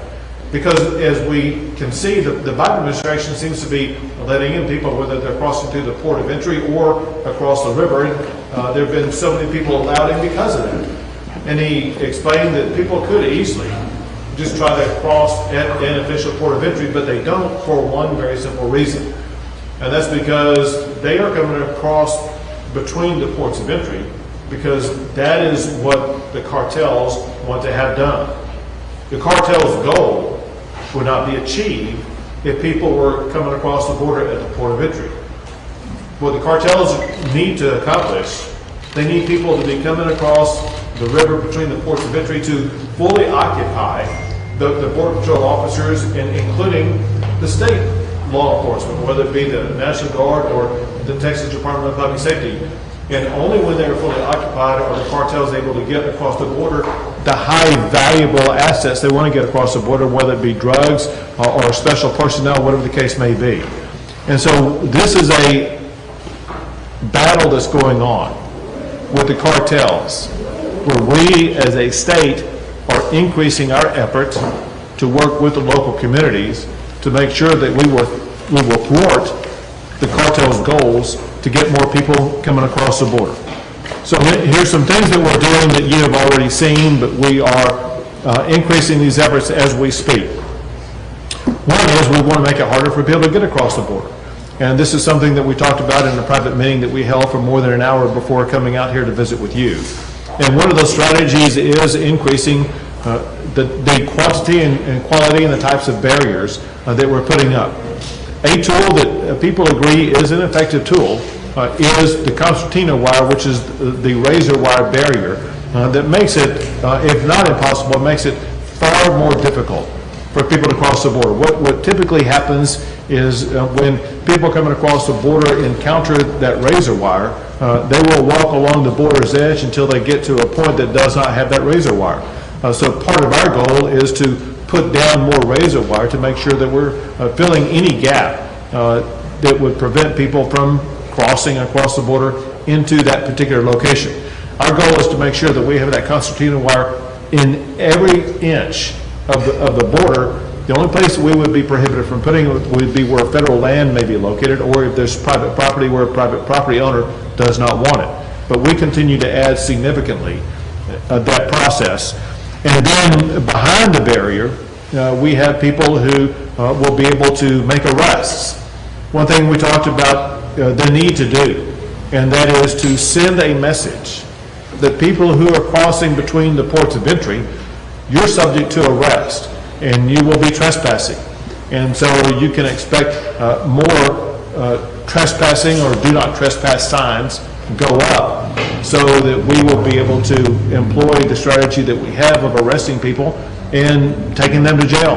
It was just 2 weeks ago that the first jury trial that took place in one of these arrests, and the jury convicted the person for aggravated trespass and sentenced them to a year behind bars.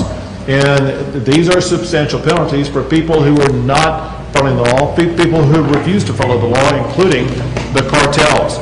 And of course, in addition to that, we continue to go through the process of arresting smugglers themselves, and the time they're going to spend behind bars is enhanced and increased with the law that I signed this past year to make sure that it's going to be a far easier prosecuted felony to prosecute the smugglers that we encounter, that we arrest, and that we will be putting behind bars for a very long time.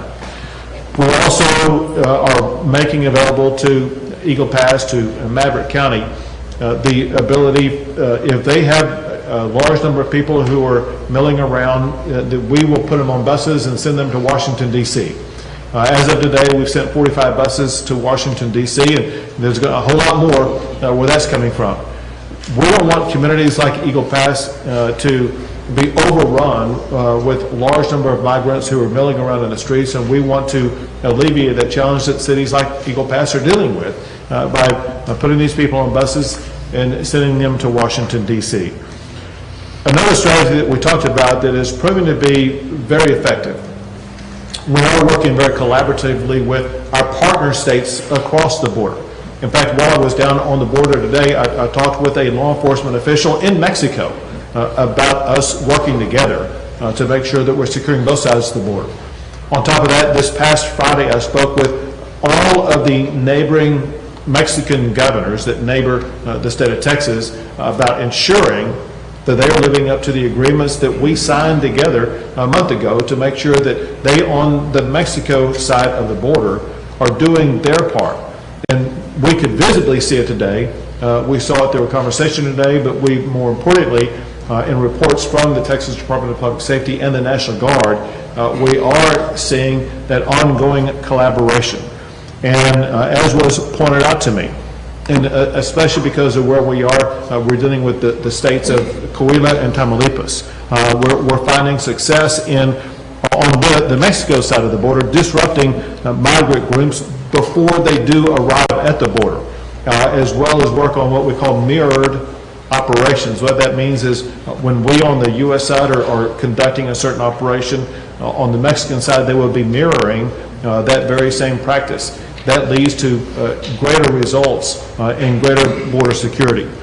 I had the opportunity to visit with a lot of officials. I'll name a few, as well as some of the things that we talked about.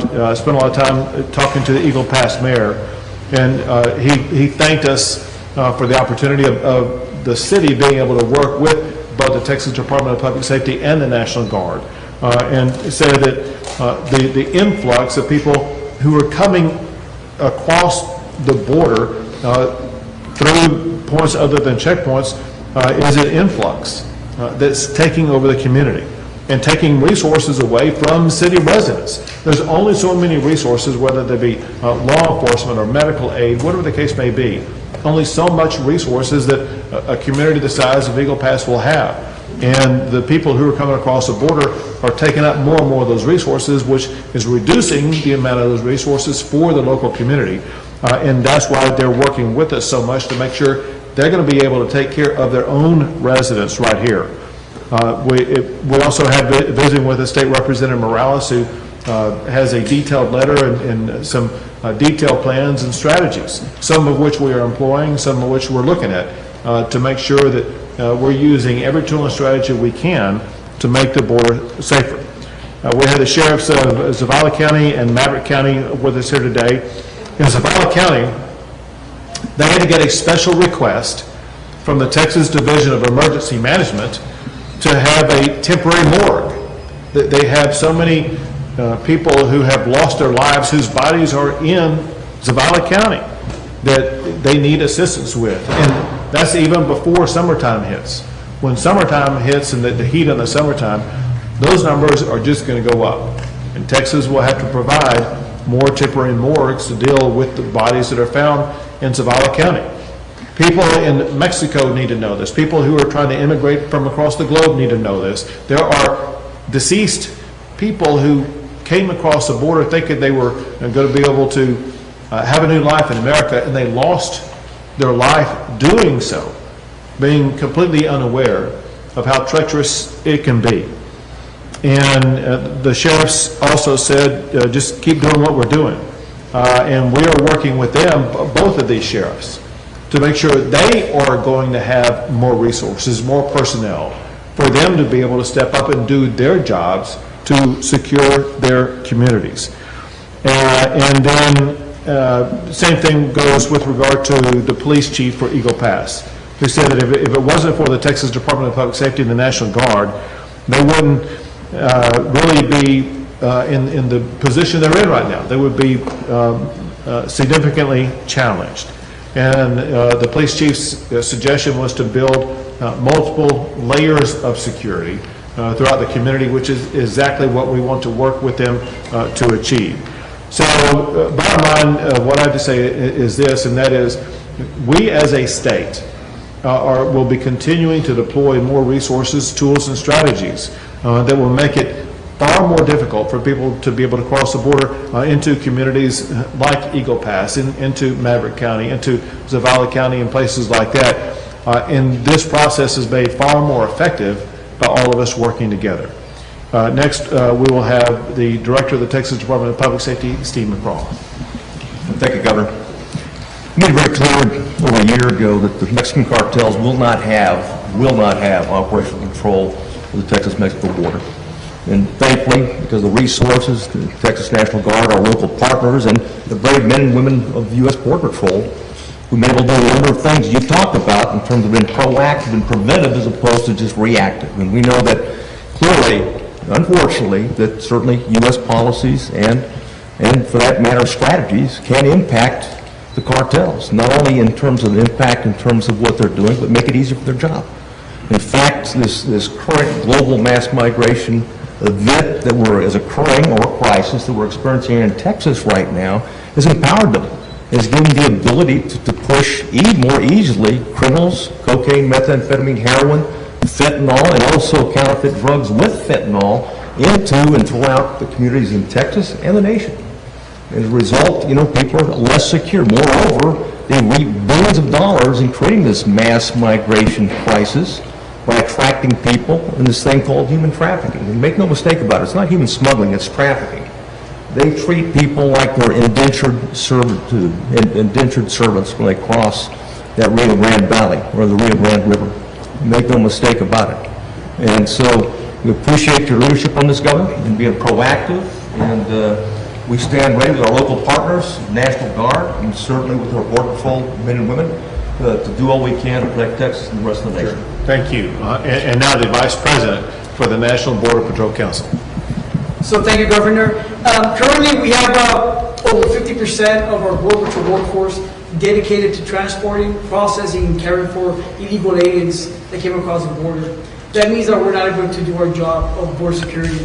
But thanks to your resources, the Texas National Guard and the DPS troopers, we're able to stay above water. If it wasn't for the state resources, the border would be completely unsecured and the cartels would have absolute control of the border and the border communities. Currently, we're seeing about 7,000 apprehensions per day on the border with Border Patrol. It's estimated that once Title 42 goes away, that we're going to be apprehending about 18,000 apprehensions per day on the border. That's the estimates that the Department of Homeland Security has put out there. At that point, we're not going to have any Border Patrol agents on the actual border. What that means is that border communities like Eagle Pass, Del Rio, and Laredo will continue to suffer by having open borders and not having enough border security. But because of that, sir, we appreciate the efforts of the state, and we appreciate our men and women of law enforcement for doing their job on the border. Thank you very much. Now we have the Mayor of Eagle Pass. Thank you very much, Governor, for visiting our great city of Eagle Pass. I want to start off by thanking all our law enforcement. We've been working for months with Border Patrol, DPS, National Guard, in trying to maintain security for the city of Eagle Pass.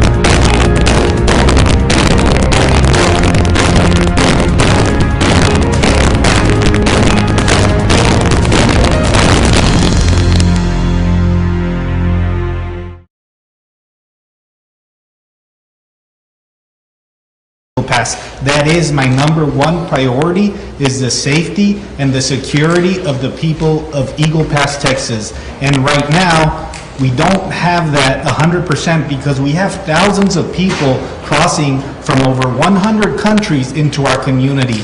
We do not know who these people are. I constantly get calls from constituents that are worried because they have groups of people walking through their neighborhood, and that is something that is not normal. And I ask for a stronger message from our federal government that we need to tell people that this is a nation of laws, that it is not open border. Eagle Pass, we're a city of 28,000 people. We have limited resources. Every day, our firefighters have to respond to calls of illegal immigrants, dehydration, or they get hurt, and that's taking away, like the governor said, and we spoke about, resources to our constituents. The same with our police officers. They have to respond to calls, and that's taking away from them monitoring our city and making sure that there's no crime in our city. So it is very alarming. We appreciate the help of the law enforcement because honestly, this is getting out of control. And we need a stronger message. I ask for a stronger message, more help from our federal officials up there, and we invite our president, our vice president to come visit us here in the beautiful city of Eagle Pass, because having thousands of people cross that river into Eagle Pass every day, that is not normal. We cannot have that. Eagle Pass cannot sustain that anymore. So thank you. And thank you, Governor, for your help and for visiting us. Thank you, Mayor. And now the Adjutant General of Texas, General Selson. Thank you, Governor. The Texas National Guard continues to take unprecedented actions to secure the border and support and protect our southern communities. Since the announcement of the elimination of Title 42 about a month and a half ago, we've conducted 30 mass migration response exercises along the southern border of Texas. We've put up about 42 miles of barrier to help protect our southern border. We are working with Department of Public Safety and the Mexican government, as the governor has stated, to do mirror operations.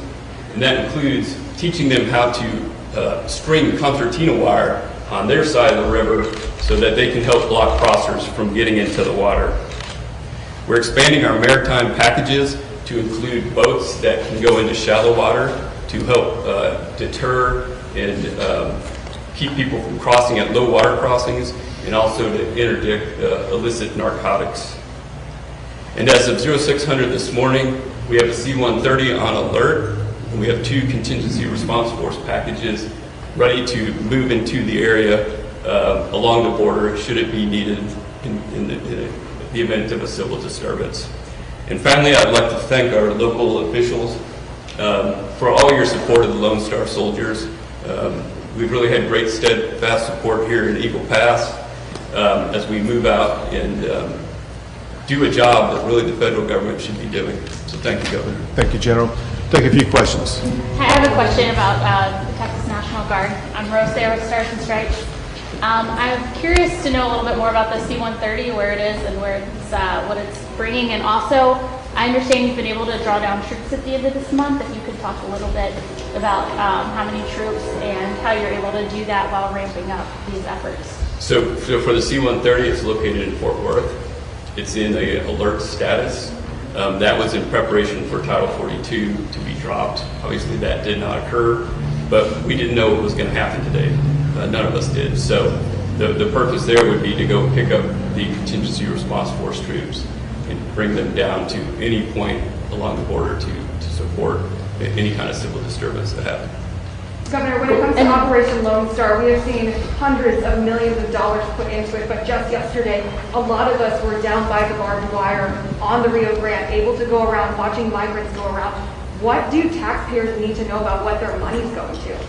So I'll be clear, and people need to understand the magnitude of what Operation Lone Star has been able to achieve and what would have happened had Operation Lone Star not been into effect. So Operation Lone Star has now seized almost enough fentanyl to kill every man, woman, and child in the entire United States of America. That is fentanyl that made it past Border Patrol. That's fentanyl that would be on the streets, not just of Eagle Pass, but in San Antonio and Austin and Dallas. be on the streets across the entire country. I can't tell you how many lives have been saved. I can tell you lives have been saved because of the elimination of that fentanyl from our streets. Similarly, if you look at the total number of arrests, which not for trespassing, but arrests of criminals coming across the border as well as others, the amount of safety we were able to achieve, I think it's somewhere between 12 and 14,000 that of criminal arrests they have made, including someone who had been convicted of murder, including someone convicted of child rape, including people who are extraordinarily dangerous. And who knows where they would be, what they would be doing. And I did not include the incredible amount of methamphetamine that they were able to seize that would not have been seized that's come across the border. And then there's the deterrence. I can tell you for a fact what the city has said, what the local sheriffs have said, and what they have seen. And that is the concertina wire does play a meaningful effect in two respects. One, it sends a message to the cartels. No one comes across that river without the cartels being involved in it. And the cartels are looking for the easiest way to get people across the river. But when they encounter concertina wire, what most of them have to do, they have to walk to a point that could be on federal land or something like that, where they are going to be able to make it around. And so the concertina wire does play a meaningful role, just like a wall plays a meaningful role. It provides a funneling device that makes law enforcement far more effective.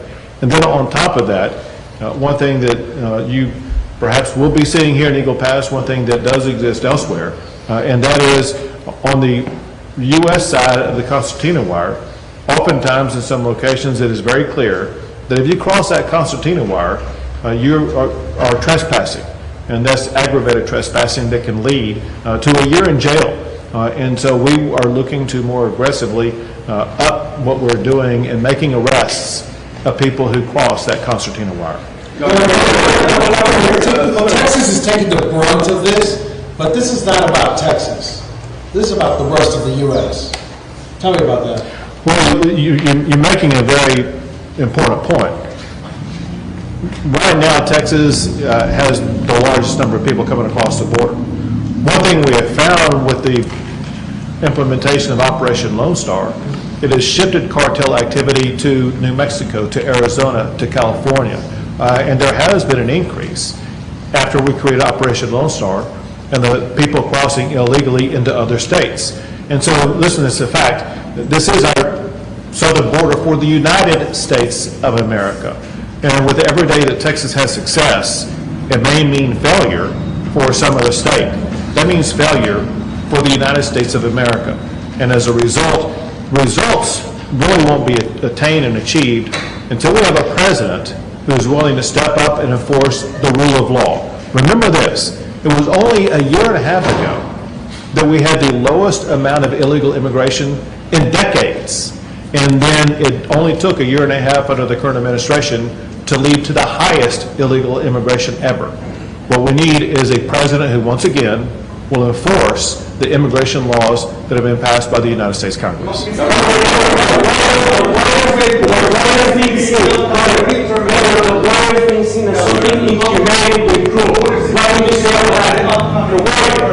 So listen, on the consequences of the border security in the upcoming election have been made clear by the American public. President Biden has something like a 23% approval rating with regard to the border. Americans, whether they live on the border, off the border, or in another state, they're angry about what is going on. Their lives have been disturbed, their country has been disrupted, the rule of law is being ignored. One thing Americans believe in is the rule of law. And to have a president of the United States who refuses to enforce the rule of law is causing the American public to lose faith in that president. And they will be voting for people who do support enforcing the rule of law in our state and in our country.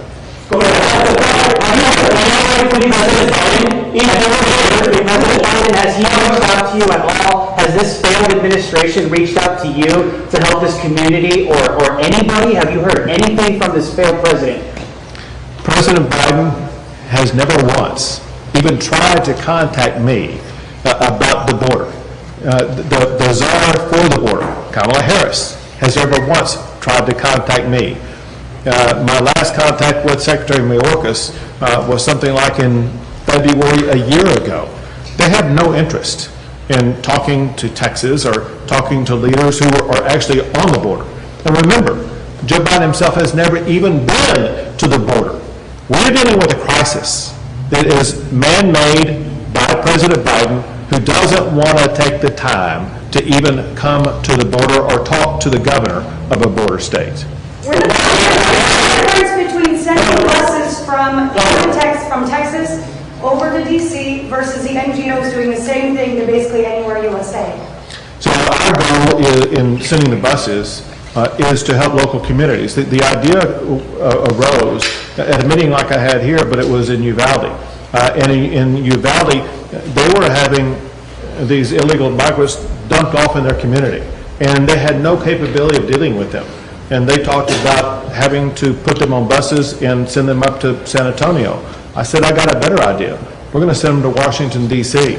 What we're trying to do is we're trying to help communities like whether it be Eagle Pass or Uvalde or Del Rio or all these other communities alongside the border not have to deal with this tidal wave of people in their communities. And so we are a relief valve for those communities by moving the migrants out and getting them to Washington, D.C. And we're up to our 45th bus now. When you add a zero to that, I think Washington, D.C. is going to soon find out they're going to be dealing with the same consequences we're dealing with.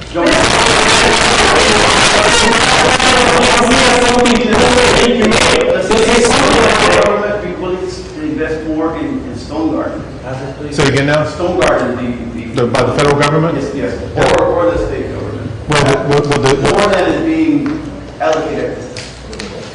Say again? Federal grant, Stone Garden, federal grant. Yeah. And so these are federal grants, and so we got to get the federal grants first, and the federal grants will be passed on. So yeah, we're more than happy to pass on any federal grants that are going to be provided to address this. But all I'm finding from the Biden administration is an abject failure and refusal to spend any money on trying to secure our border.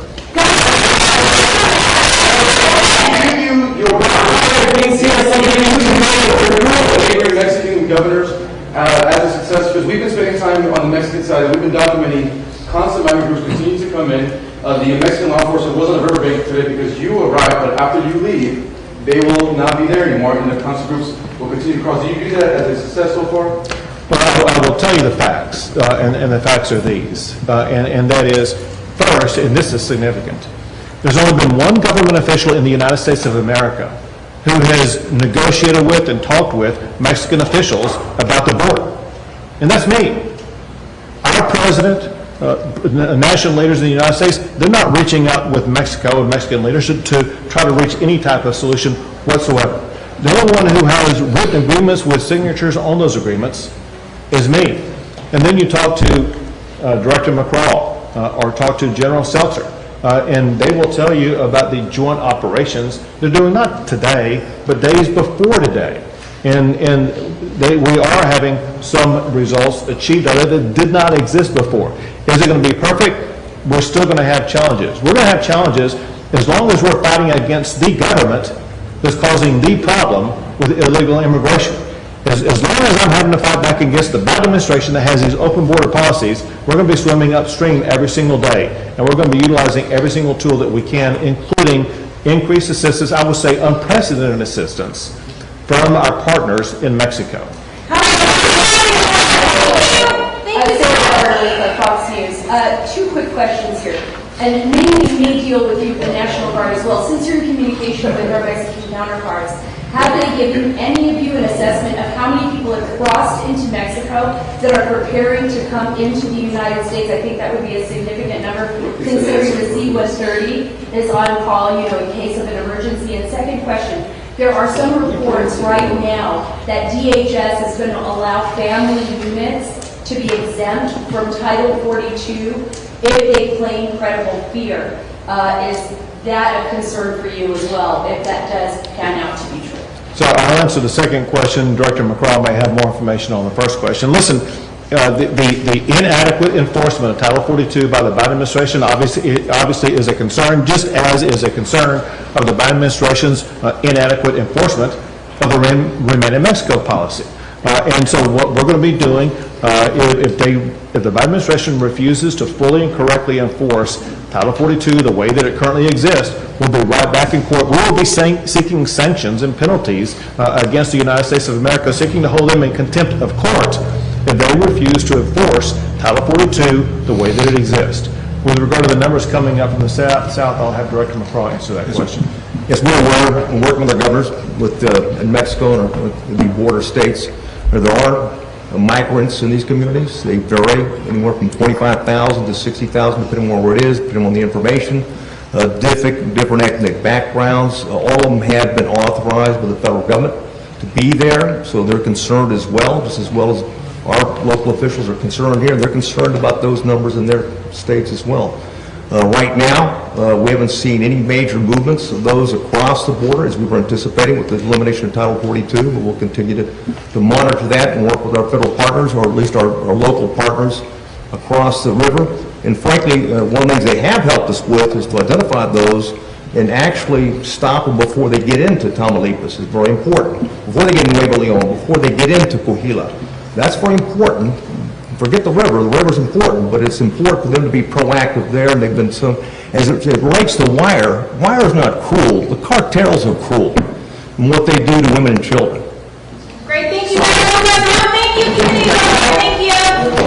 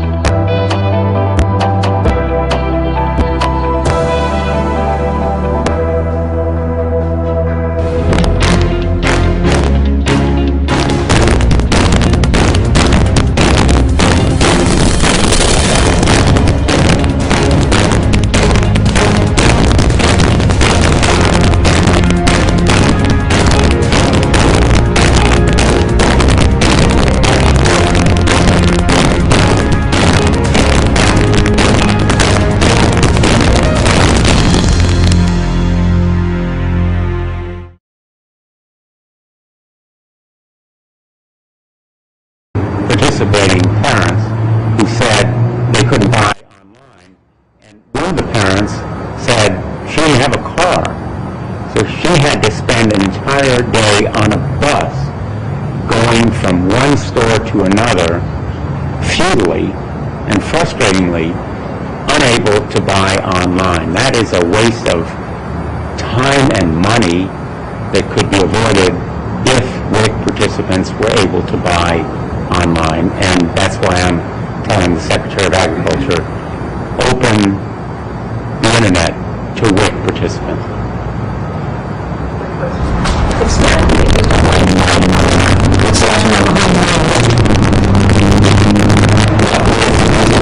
There is no comprehensible or logical reason. It is simply a bureaucratic snafu, in my judgment. A bureaucratic piece of red tape that could easily be avoided without any more cost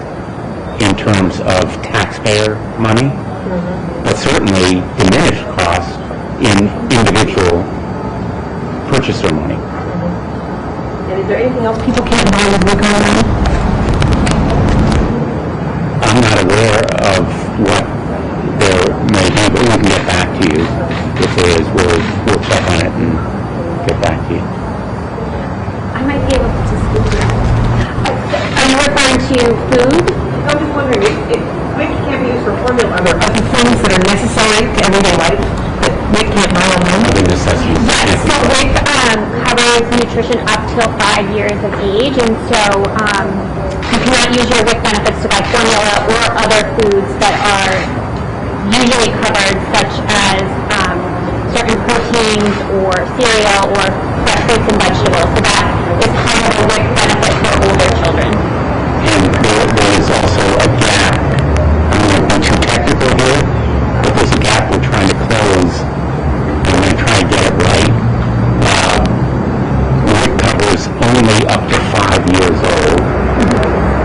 And then, once a child begins school, there are other programs that take effect.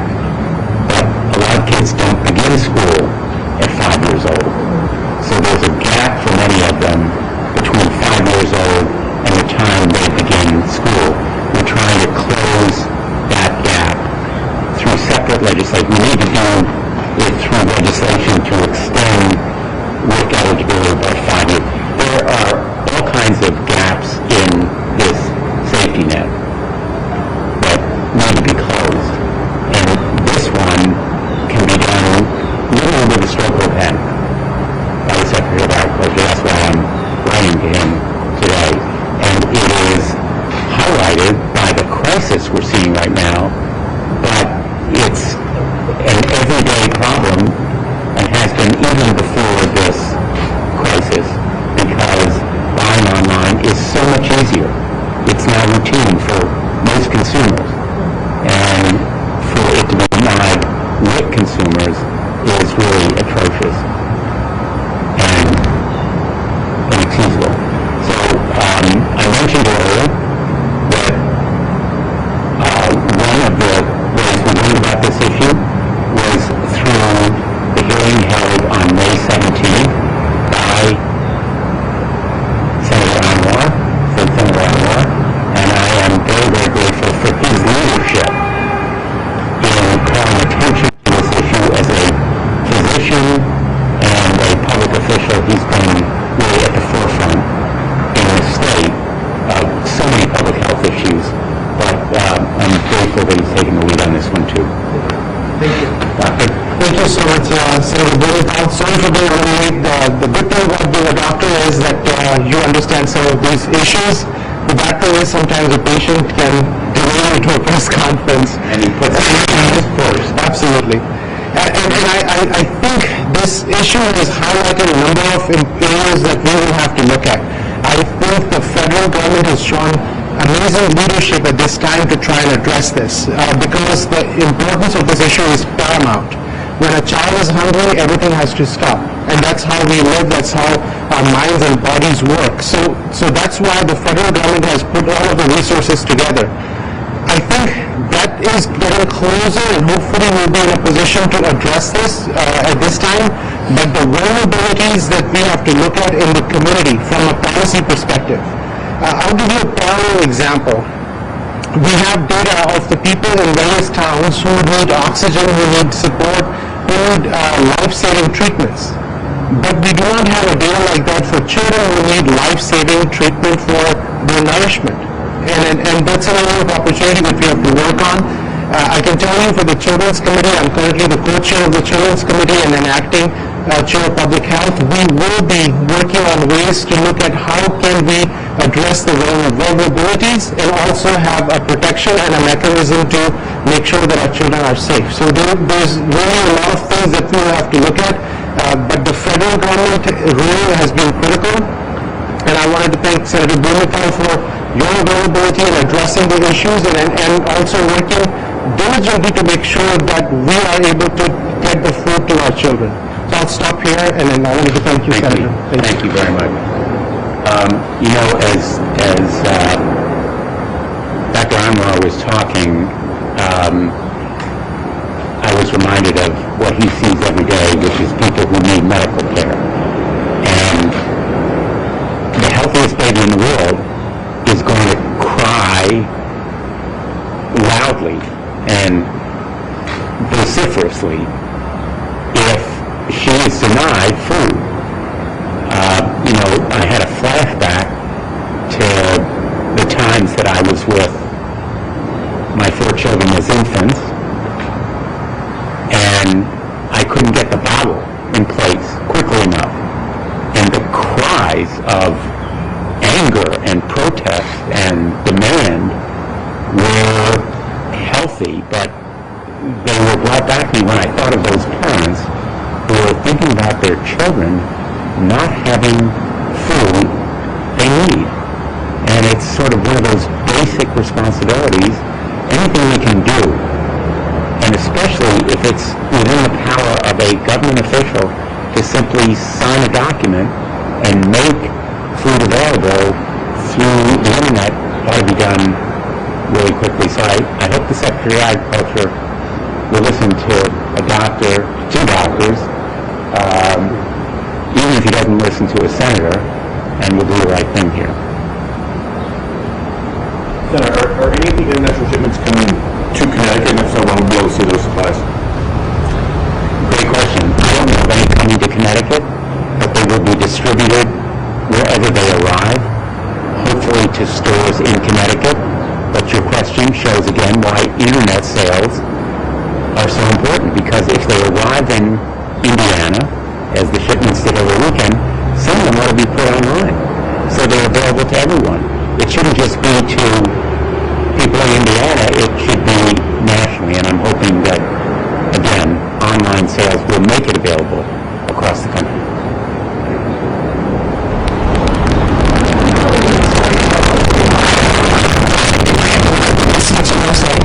It's not good for you, it's expired or whatever. Is there some sort of database online where people go up to say, one of the safe websites to buy online? FTC has. I'm not sure what they're called. We can get that to you.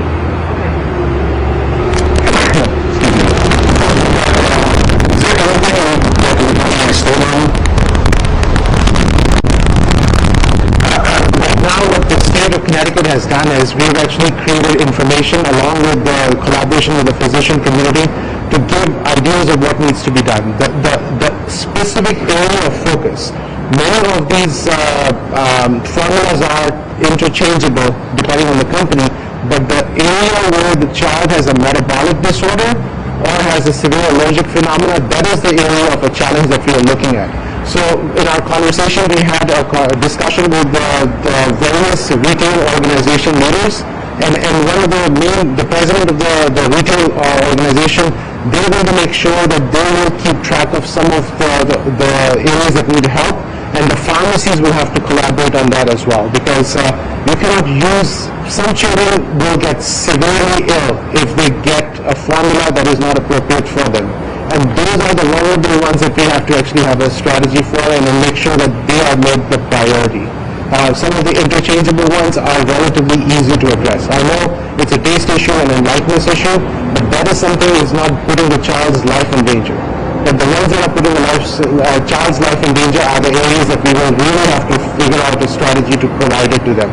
And what I'm also suggesting is that we need to have a database going forward, because every disaster management strategy needs to look at the vulnerable children and the vulnerable adults. So we have some of those things, but it has never translated down all the way to the vulnerable children. And we've asked the American Academy of Pediatrics to see if they would be able to collaborate with the pediatricians who would be the gatekeepers to help us guide through that. And that does not need a legislation, that needs collaboration. And then we are able to convene and have a conversation, and the pediatricians are very much on board. And any parent who is concerned about this specific child issue, we have to reach out to the pediatricians. They will work with us and the Department of Public Health, and then we'll be able to see what we can do to help them out. Is there a network within pediatricians and doctors that we can openly talk to each other and come together? Because I know like I might have a light chart for one place and a light chart for another, or gateway for something else. Is there a way that you can connect all of this so everybody can talk to everybody?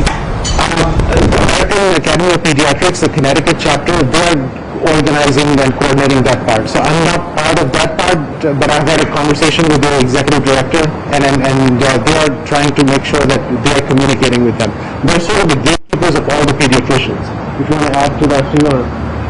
No, yes, I agree, and I think in general we would always advocate for individual family to reach out to their personal pediatrician if they have any concerns, especially if they are on a specific type of formula, to check in, say, you know, we're having a hard time, what resources might you know about? And then, yes, definitely the American Academy of Pediatrics Connecticut chapter is an organization of pediatricians statewide, so it sounds like they're working on efforts to collaborate.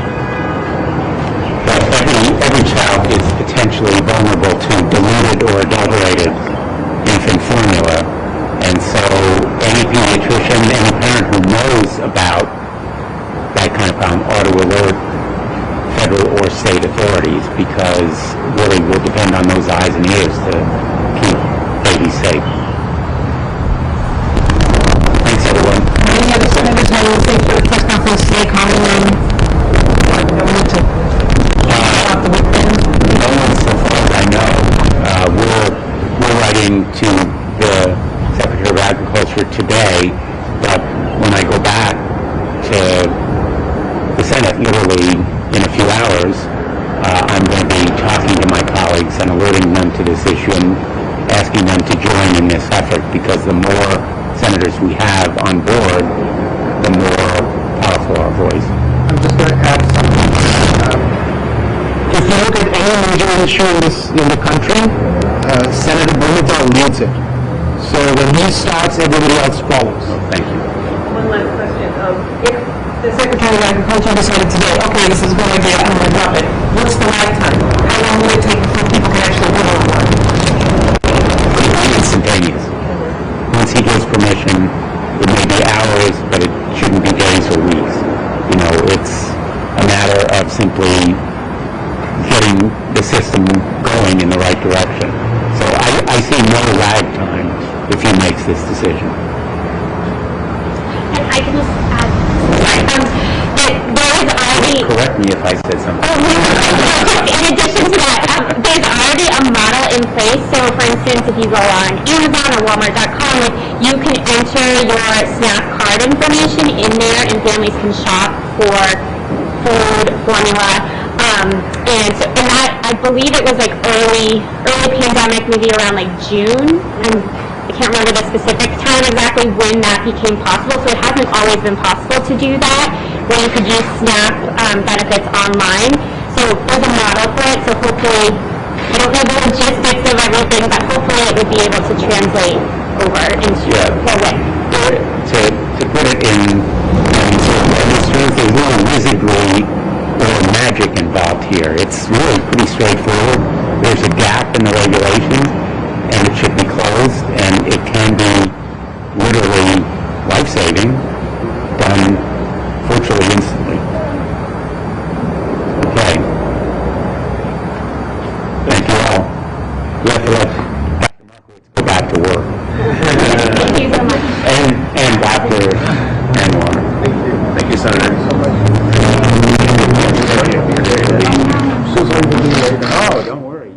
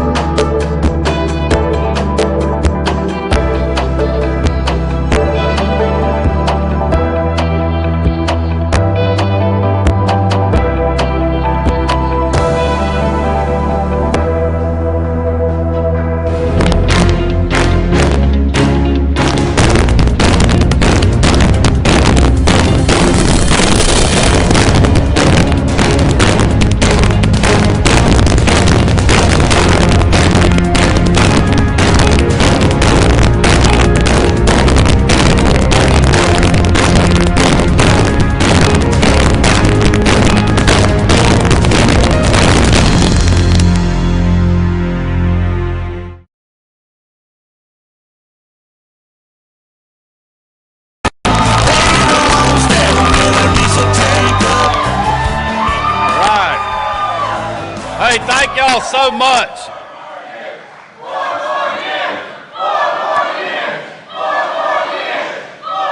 All right, thank y'all so much. Thank y'all for turning out today. I appreciate everybody weathering the weather that's out there. I want to thank, let's give it up for Eric Erickson. What a great guy. Appreciate him helping us tonight. I also want to thank Fitz Johnson for a great prayer. I didn't really know Fitz could pray like that. I'm wondering if he had a little preacher in him there.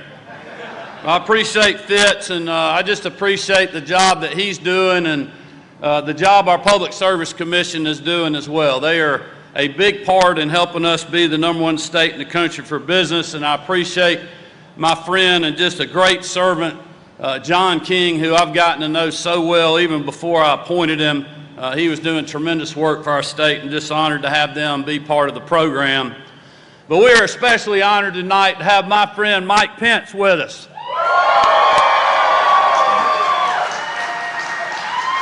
And I'm going to talk about that in just a little bit. And everybody's already referenced this breaking news out there from a few days ago when Stacey Abrams was talking to some left-wing activists in Gwinnett County about how she was tired of hearing about Georgia being the #1 state in the country for business and that we're the worst state to live in. Well, I don't know about y'all, but I'm glad we're the #1 state in the country for business.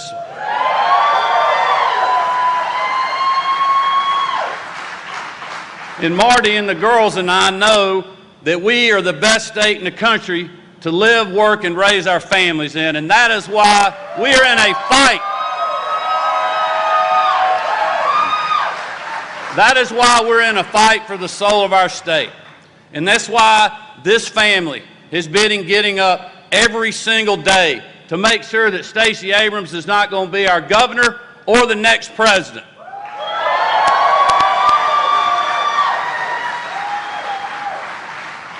And if you think about what we have been through these last 2 years, I'm so proud to be the governor of the greatest state in the country. I'm proud to be leading us in serving, a humbled servant, during especially these last 2 years during COVID. People ask me all the time, what is your most proudest accomplishment and what do you feel like has been a key mark of your administration and all these other things? And I said, what I'm proud of is that I'm the governor of a state of resilient people. People that have fought so hard in the toughest times that people my age and certainly most people living in this state now have ever seen in a lot of ways with the global pandemic.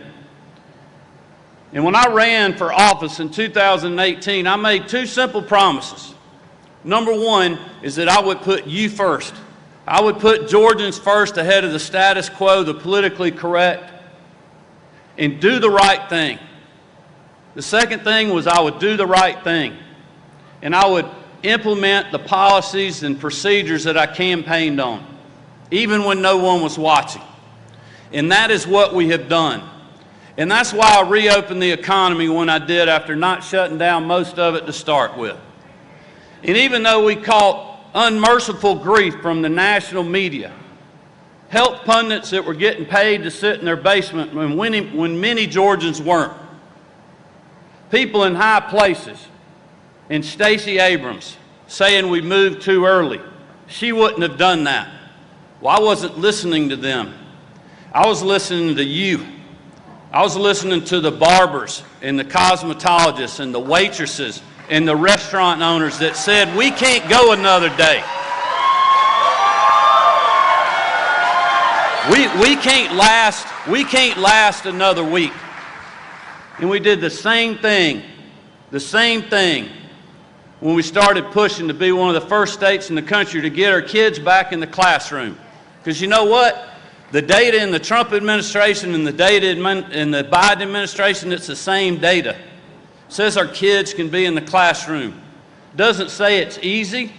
Doesn't say it won't be hard and we may not have to fight through problems, but we work with our educators and our superintendents and our school boards to get them the tools that they needed to be able to open. And then we stood behind them when they did, even when they were getting criticized. And Stacey Abrams criticized that decision too. She did the same thing on mask mandates and vaccine mandates, even when the rules didn't apply to her when she went to a school that had a mask mandate. But you know, it matters who your governor is. And I think Georgians and Americans realize that now more than ever. Because you literally could look around the country. You had one person that could decide and control your life. Whether you could go to work, whether your kids could be in the classroom. There were states around the country you could go gamble in a casino, but you couldn't go to your place of worship. Well, we never closed churches in Georgia. While I'm governor, we never will. Because that's a decision that you can do.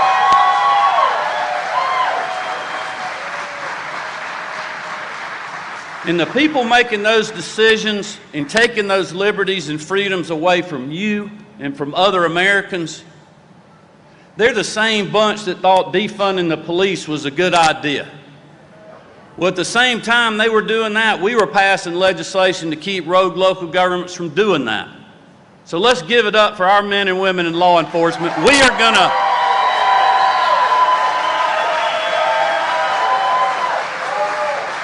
going to continue to stand with them and behind them. And we are going to continue to do a solemn duty that's in our Constitution, and that is the safety of our citizens. We have stood up and took the fight to street gangs and street racers, and we're going to continue to do that as long as I'm your governor. Now, I could go on and on about all the great things that we've been doing with some great members. If there's members of the General Assembly, would you just raise your hand? Let us thank you for an incredible legislative session. Fellow constitutional officers that are here, we have got a great team in our state. And despite 40-year high Biden inflation, we're helping offset that to our fellow citizens to fight through it, sending $1 billion of their taxpayers back to you all. Suspending the gas tax. We have the lowest fuel prices in the country right now because of those actions, and they're still way too high. But fulfilling our promises, just like the heartbeat bill when Hollywood tried to cancel us, just like when the national media and Stacey Abrams and other people complained about us reopening the state. And they did the same thing when we passed the strongest Elections Integrity Act in the country. Woke corporate CEOs, many that didn't even live here, complaining about the bill. So did President Biden and the Vice President in Major League Baseball. Their big problem was they didn't read the bill. But they're reading it now because we're having record turnout in our state.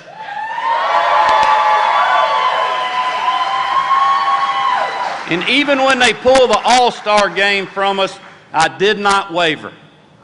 As I told you I wouldn't, and I will not in the future.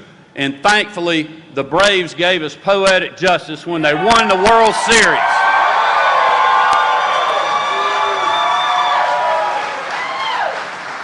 So that is why we're here. That is why we're in the fight for the soul of our state. And we cannot take tomorrow for granted. We're doing this for a reason. We got more wood to chop the rest of the night, all day tomorrow, till the last poll closed. And let's bring this home. I'm asking for your vote and your help and your support. But I also want you to help me welcome a great friend to our state, but also a great friend to me personally. Someone that answered every single call I made during the global pandemic. Someone that we worked with in this great state of Georgia with the Trump administration and the Vice President on so many great policies that helped us in our state. And I'm forever grateful for what President Trump and Vice President Pence have done for this great state that we live in. I appreciate what they did to allow us to use the National Guard in creative ways to help our citizens and to protect lives and livelihoods. But I appreciate my friend being a man of faith. He's one out there and he's one back here. He has been a friend to Marty and the girls and I. and he's a good man. And I'm glad to have him on the trail with me. Let's give a big Georgia welcome to former Vice President and my friend, Mike Pence.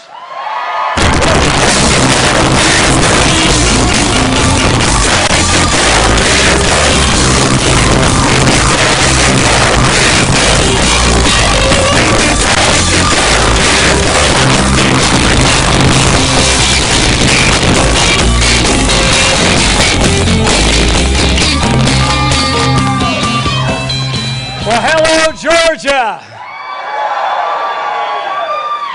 It is great to be back in Georgia with so many patriots paving the way for a historic Republican victory 6 months from now, when we will win back the House, win back the Senate, and re-elect Governor Brian Kemp for 4 more years at the State House. You know, I want to thank my friend Brian Kemp for those overly generous words. But he knows the introduction I prefer is a little bit shorter. I'm a Christian, a conservative, and a Republican in that order. And I am here to support Brian Kemp in tomorrow's Republican primary. You know, I'm here because Brian Kemp is a friend. And frankly, he's a friend to all who cherish faith and family and freedom. I'm here because Brian Kemp, frankly, is one of the most successful Republican governors in America.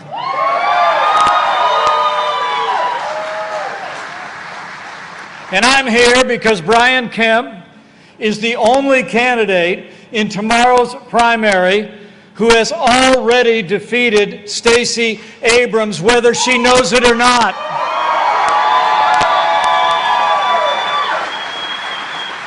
And I'm here because Stacey Abrams can never be governor of the great state of Georgia.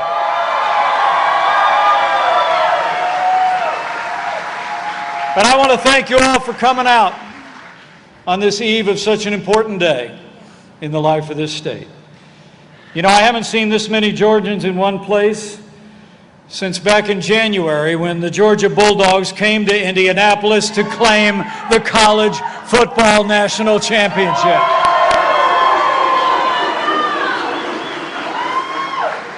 But it's great to be with all of you, with all the elected officials here. But I'll have to tell you, when Brian Kemp called me and asked me to come out and be with all of you, I said yes in a heartbeat.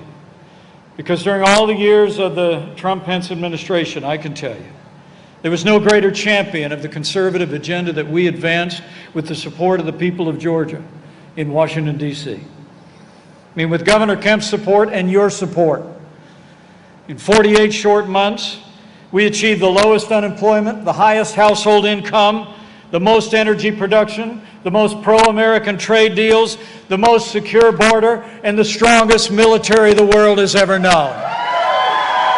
We did that.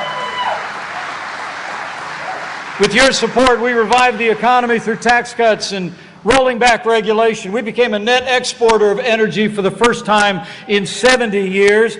We held China accountable. We reduced illegal immigration by 90%, appointed 300 conservatives to our federal courts at every level, including Justice Neil Gorsuch, Justice Brett Kavanaugh, and Justice Amy Coney Barrett. All along the way, we stood for religious liberty and the right to life. And the people of Georgia and your governor was with us every step of the way. In fact, it's the very same agenda that Governor Brian Kemp has advanced here in Georgia. I mean, the truthful is, no one has done more to create jobs, cut taxes, restore sanity to your schools, put criminals behind bars, protect the unborn.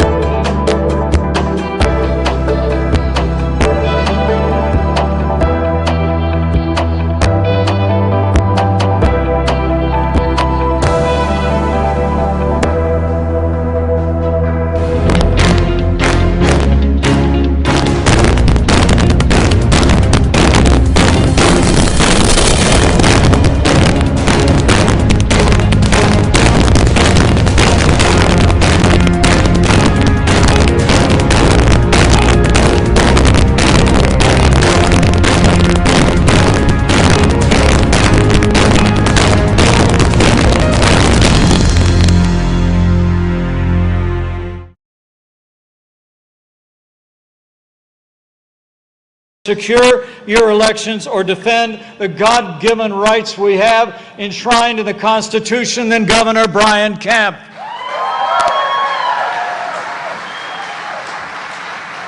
I mean, I can honestly say I was for Brian Kemp before it was cool.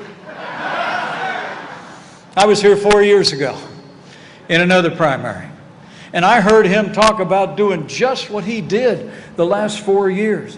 And because of the policies that he advanced, because of the leadership you supported, for the 8th year in a row, Georgia has the #1 business climate in America.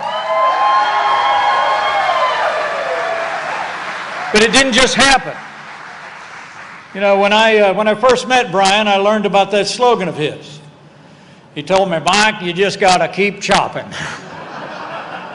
And I got to tell you, you look at the last 4 years, Governor Brian Kemp has never stopped chopping. He signed a $1 billion income tax cut. He returned another $1 billion of surplus to taxpayers, put money back in the pockets, and even cut the gasoline tax, so Georgia gasoline prices are below the national average.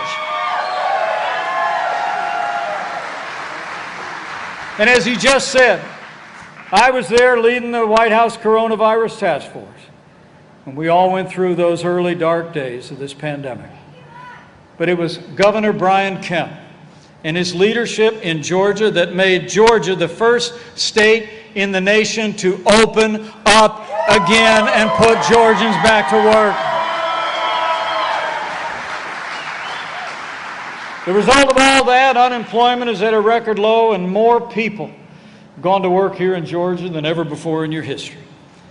Now, I just heard on my way here that Stacey Abrams said she's getting tired of hearing about Georgia being the best state in the country to do business. You know, but judging from Governor Kemp's record, like the 7,500 new jobs coming to Hyundai outside Savannah, Stacey, you better get used to it. Because here in Georgia, Governor Brian Kemp means jobs, jobs, jobs. But you know, it hasn't all just been about the economy. As Governor Brian Kemp, as you know, has stood for the values that make this state great every single day. He signed a Parents' Bill of Rights to allow parents to root out political indoctrination taking place in our schools. He banned critical race theory from our schools so our children are not imbued with what is state-sanctioned racism. And after Joe Biden promised to defend in the State of the Union address the God-given right of men to compete in women's sports, Governor Brian Kemp stood strong that women's supports are for girls and women.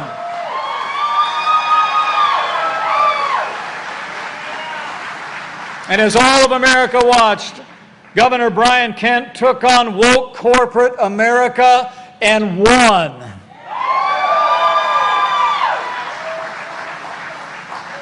After you all and this governor passed the strongest election integrity bill in the country, you all saw it.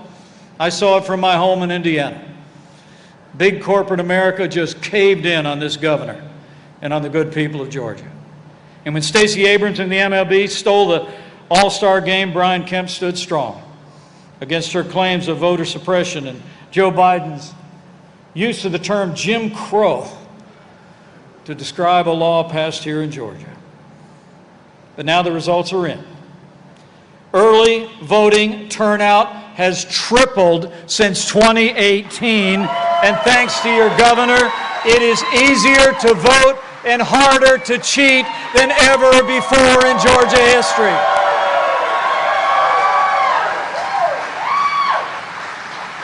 And every day, he stood for all of our God-given liberties, stood for the Second Amendment right to keep and bear arms, passed constitutional carry, and maybe most important to me, he stood without apology for the sanctity of human life. He signed a historic heartbeat bill and said, here in Georgia, we will stand for the right to life.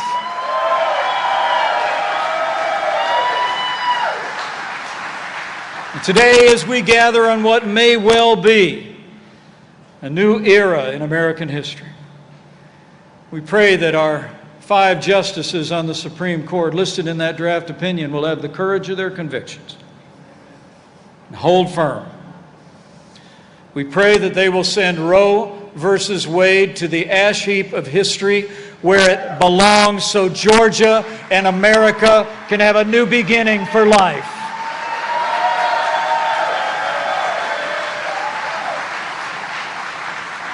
You know, Brian Kemp's record alone should be reason enough for you to leave from here and make plans to get with family and friends and get out to vote for Brian Kemp in tomorrow's primary. But you know, elections are about choices. And tomorrow's primary election comes down to this: who is best positioned to defeat Stacey Abrams and the National Democrats that will descend on Georgia in this fall's election? Well, you know the answer. Brian Kemp beat Stacey Abrams 4 years ago, and with your support, Brian Kemp will do it all again in November of 2022. It's got to happen. It's got to happen, because Stacey Abrams would be an unmitigated disaster for the people of Georgia. I mean, she may be the weakest candidate on crime in the history of Georgia. She supports taxpayer-funded abortion on demand, all the way up to the moment of birth. She supports gun control and higher taxes.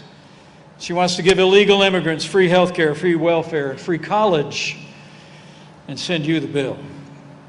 You know, and I did hear that Stacey Abrams recently played the role of president on the new Star Trek series.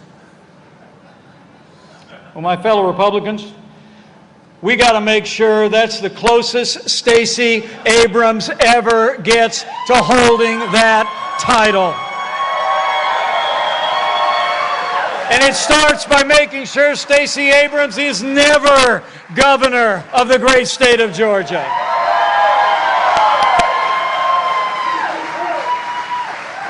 The stakes are just that high. And I can tell by the enthusiasm gathered here and the support that your governor has all across this state that you know. The truth of the matter is, this isn't just about Georgia. This is about America. And you aren't just choosing a candidate, what party will be in control of your state government.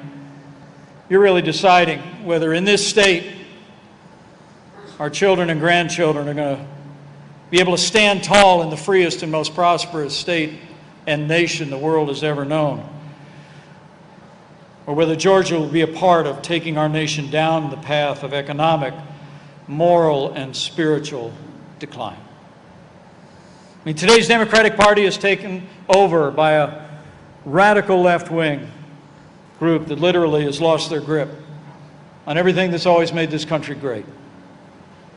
With the full support of Stacey Abrams, in a little more than a year, think about it, the Biden-Harris administration has unleashed a tidal wave of left-wing policies that has eroded our standing in the world and stifled the American economy.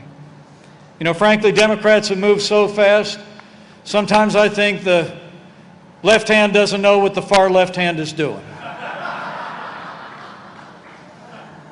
The truth is, we're in the midst of the worst border crisis in history. Inflation's at a 40-year high. Gasoline prices are up 75%. Young mothers can't find baby formula. Crime is skyrocketing in many of our major cities. And our foreign adversaries are emboldened by that disastrous withdrawal from Afghanistan. Massive tax increases are on the horizon, and future generations every day are being saddled with massive debt. But my fellow Americans, I came here to tell you, it doesn't have to be like this. And Georgia has an opportunity to set the course for America back to freedom and opportunity for all. And it all starts tomorrow. It all starts tomorrow. And I know, I can read the newspaper. I know the polls look good. Real good. But don't let up. Don't slow down. keep chopping. And you keep chopping until we send Governor Brian Kemp on the road to victory in November of 2022.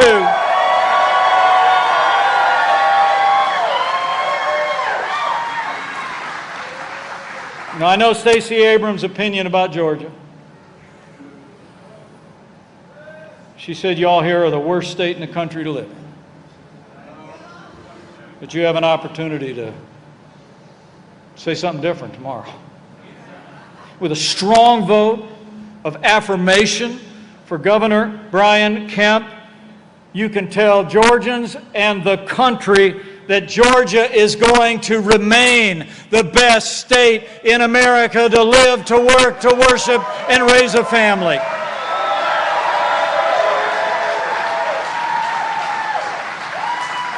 Because elections are about the future. Now, there are those who want to make this election about the past. Stacey Abrams and Joe Biden want Georgia to embrace the failed socialist policies of the last century. They want to stifle the liberties that generations of Americans have fought to defend. But you know the future belongs to freedom.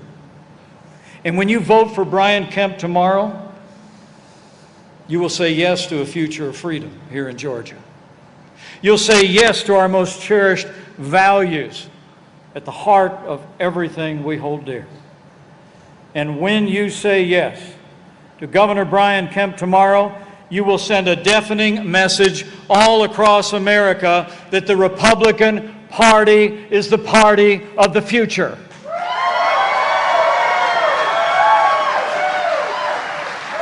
So that's what it's all about. You know, it's not just about us, but it's about our kids and our grandkids. You know, since we've last seen each other, I had some new developments in my life. We moved back to the Hoosier State. I bought a John Deere tractor. And I became a grandfather for the first time.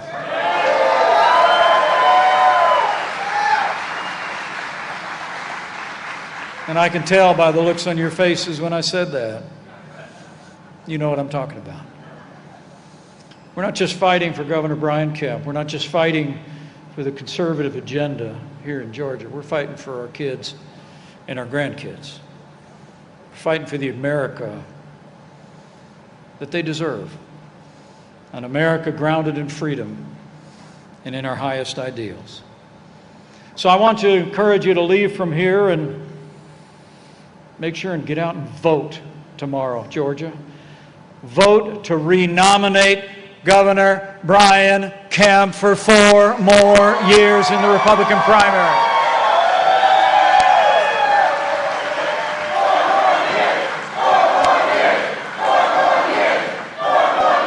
And remember, friends don't let friends vote alone. Grab a family member, grab a friend, get out and vote in that Republican primary. And finally, I would say to you, in these challenging times, where it seems like that there's more that divides us in this country than ever before, I will tell you that I don't really see it that way.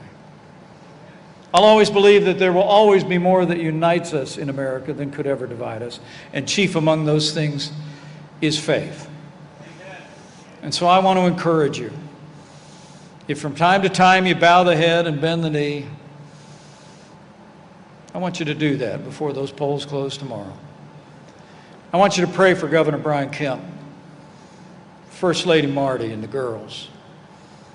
I want you to pray that they would have the courage and the conviction to carry forward this campaign and the opportunity that they'd be given to do that.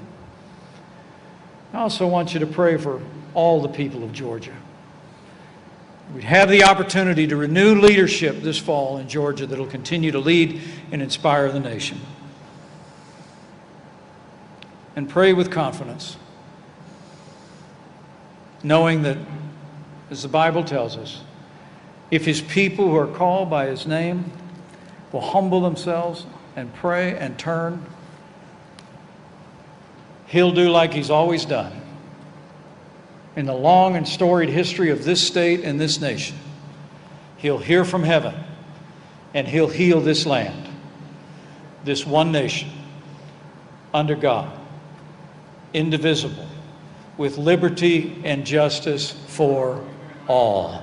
So let's get out there. Let's support Governor Brian Kemp and send him on the road to victory this November.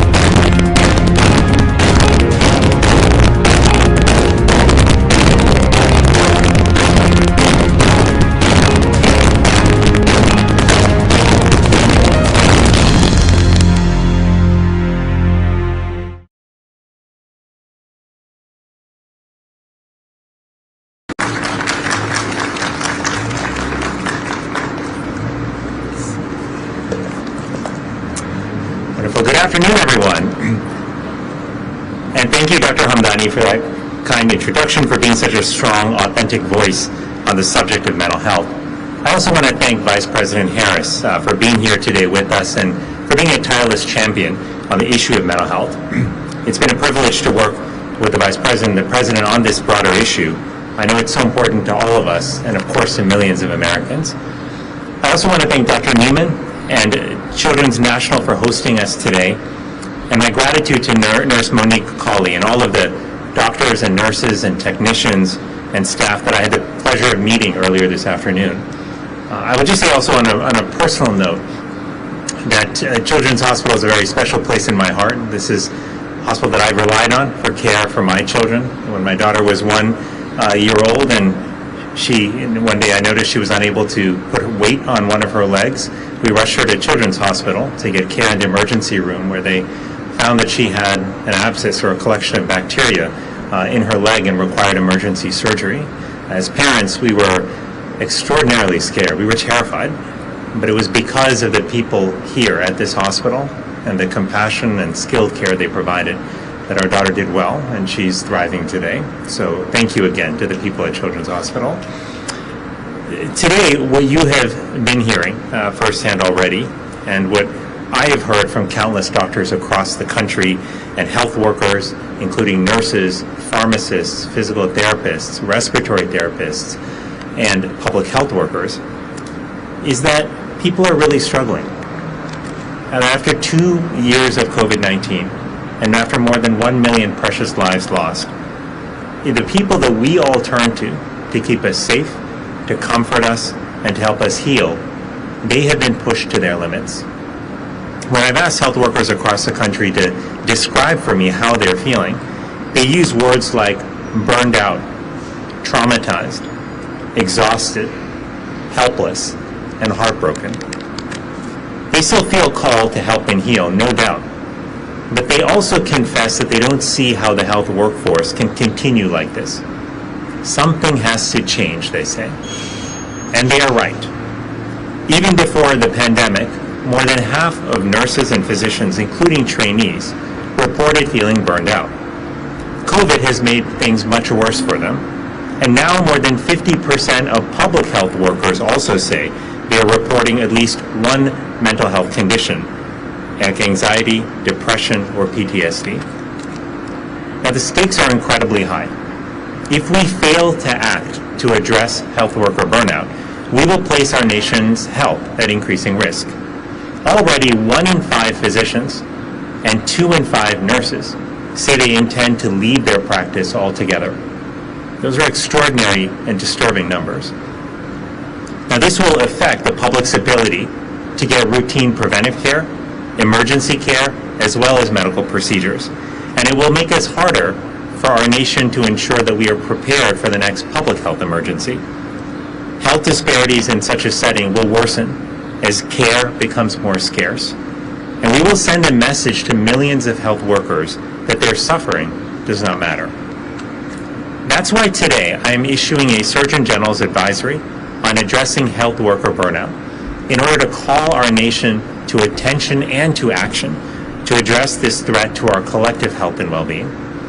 The advisory provides recommendations for healthcare organizations, health insurers, health technology companies, policymakers, academic institutions, researchers, and communities. And it includes recommendations like protecting the health and safety of our workers more effectively, ensuring they have access to health insurance, mental health care, and sick leave, not penalizing them when they actually do seek out mental health care, ensuring adequate staffing that's representative of the communities that we are serving, and reducing administrative burdens so health workers have time for what matters, which is their patients, their co-workers, communities, and families. This advisory builds on investments that the Biden-Harris administration has made and calls for broader, sustained change that's needed across our country. Today's Surgeon General advisory is also a message to millions of health workers themselves, that their service and their suffering have not gone unnoticed, that we do not take their dedication for granted, that their health, safety, and well-being is as much a priority for us as the well-being of the people in their care. In this moment of need, we are committing to being there for those who have always been there for us. Addressing health worker burnout is also about more than just health. It's about reflecting the deeper values that we aspire to as a society, values that guide us to look out for one another and to support those who are doing the same.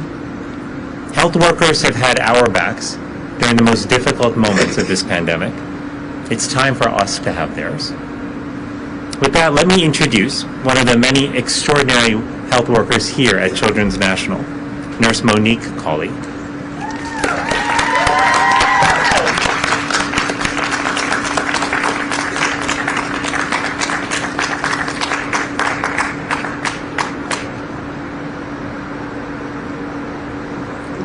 Hello, everyone. Hi, nice. The last couple of years for healthcare professionals has truly been a trial. We as nurses have found strength in various places. I have watched my co-workers work around the clock, skipping lunches to care for unstable children. I've seen my co-workers cry and laugh together. Through the pandemic and currently now, we continue to keep each other afloat through laughter, hugs, and small talk. Mental health plays a vital role in nursing. I'm glad that our Vice President, Kamala Harris, also views the importance of mental health and is here to bring more awareness of it. Throughout her career, Vice President Harris has made improving mental health and well-being a top priority. And now she is making it a top priority at the White House. It is with my honor I present to you Vice President Kamala Harris.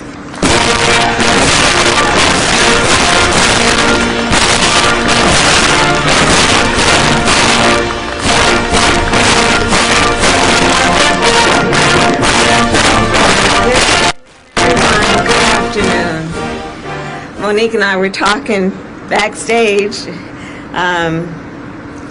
and I was asking her about her work, and she said, I can't imagine doing anything else. In the midst of all that all of you do every day and what you endure, and I asked you the same thing, would you do anything else? You haven't quit yet. And it's because I know you're not the quitting type at all.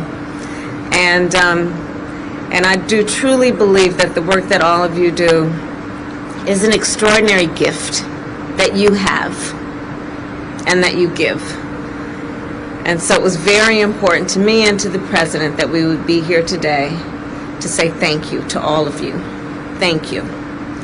And Monique, thank you for sharing your story and for the 16 years of dedicated service you have provided.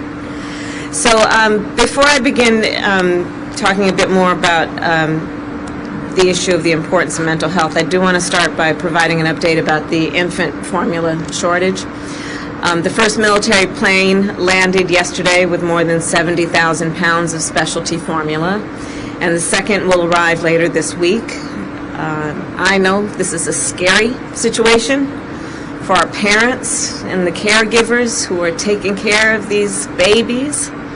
Our administration is working around the clock to ensure that there is enough safe baby formula available for all who need it, and it is truly one of our highest priorities. So today, yes, and collectively, I know, one of our highest priorities. We're here today to talk about improving the mental health care and wellness.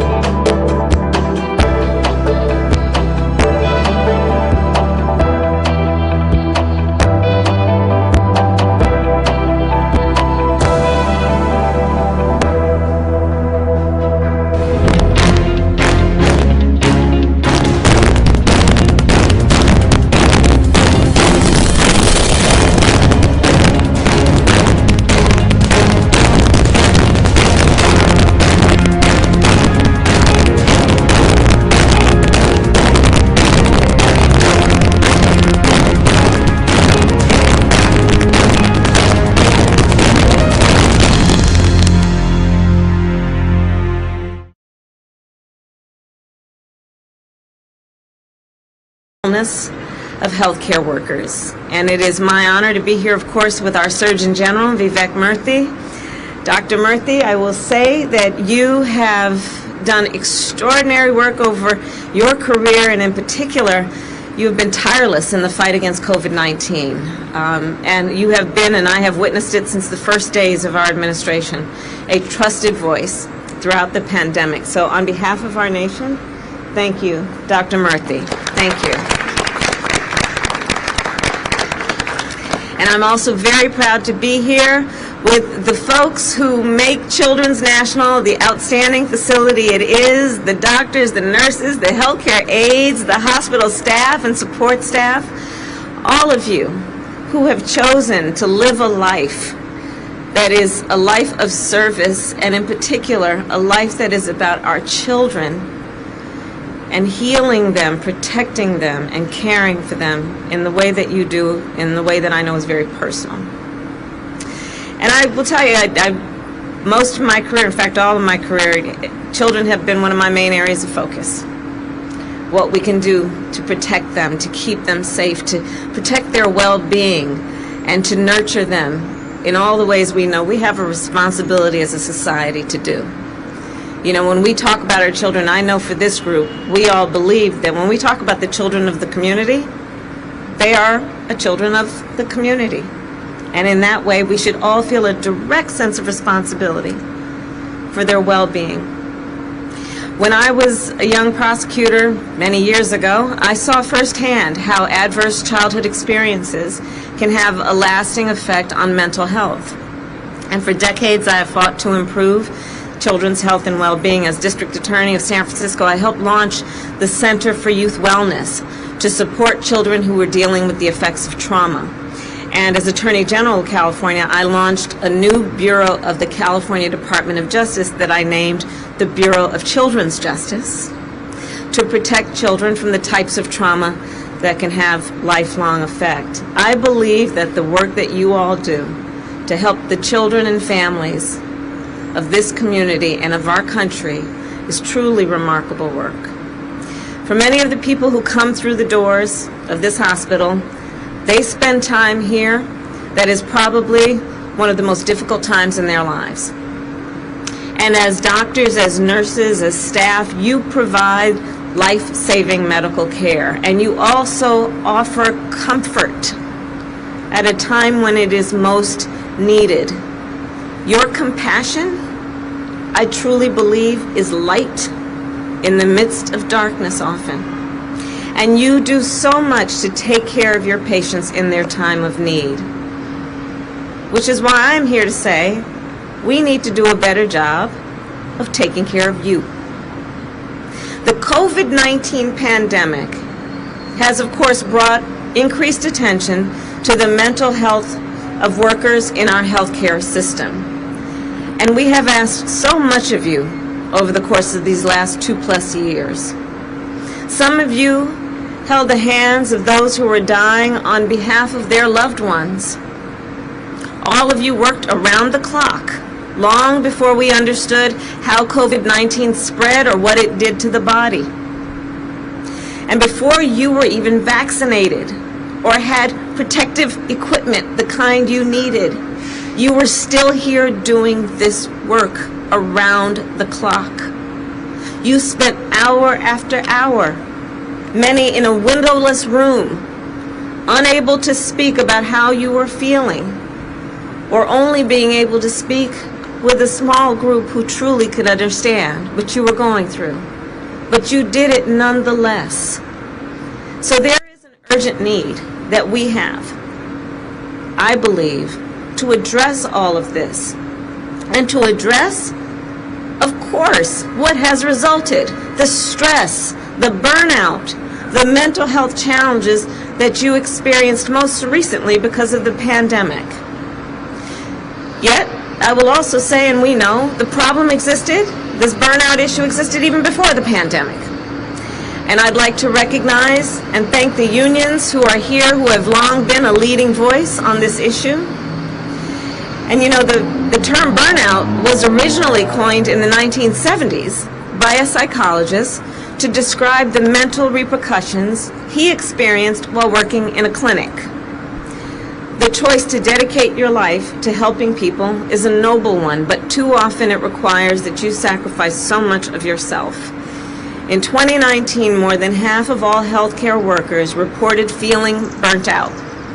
And that was, again, that was before the pandemic. Each of you made enormous sacrifices to save lives under impossible conditions, which is why President Joe Biden and I are fighting to transform how mental health is understood, perceived, and treated for all Americans, and in particular for our health workers. You deserve access to the mental health care that you need. You deserve support and understanding when you are struggling. And you deserve working conditions that support your mental health. That is why our administration has invested more than $100 million to expand mental health resources, including funding for healthcare organizations, to create evidence-based programs around mental health and well-being for their employees. In addition, we have dedicated $200 million to train the next generation of community health workers, including workers who specialize in mental health care and are also a trusted voice in their communities. And today, Dr. Murthy released a new Surgeon General's advisory to address health worker burnout. It will include practical guidance about how to make workplace conditions safer. And it will recommend eliminating policies that punish people who seek help for mental health or addiction. I urge hospital systems and administrators to follow the Surgeon General's advisory. You know, the bottom line is this. On this issue of mental health, you know, one way to think of it is this. If you knew someone who broke their arm, you would help them. You would make sure they went to the hospital to get a cast. And after they came home, or on their way home, you probably opened the door for them. You'd help them when they got home to get the support they need to heal through the point that they are feeling pain and then just need to heal. We have to do the same when it comes to mental health. I think for too long our system has failed to understand the significance of this. I think for too long when we think about health care, we act as though the body just starts from the neck down. Instead of understanding, we also need to address health care from the neck up. Mental health. So if you are struggling, please know you are not alone, that you are seen, and that you deserve to receive the help you desire and the help you need. The President and I are fighting to expand mental health care for all Americans because everyone should have access to the support they need to thrive. So with that, I thank you all again, each one of you, for the work you do.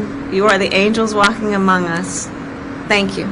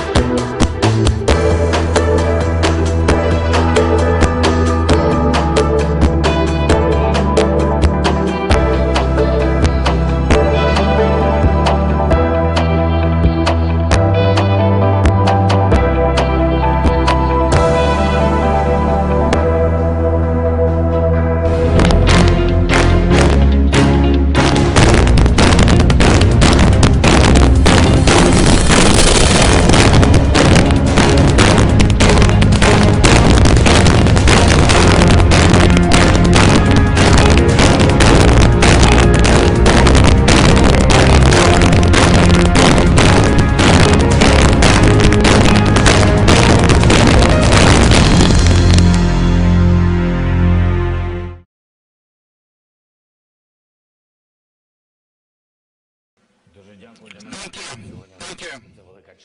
It's a great honor for me, Mr. Chairman, Professor Schwab, President Cassis, ladies and gentlemen, I'm grateful for the opportunity to take part in the discussions at the forum.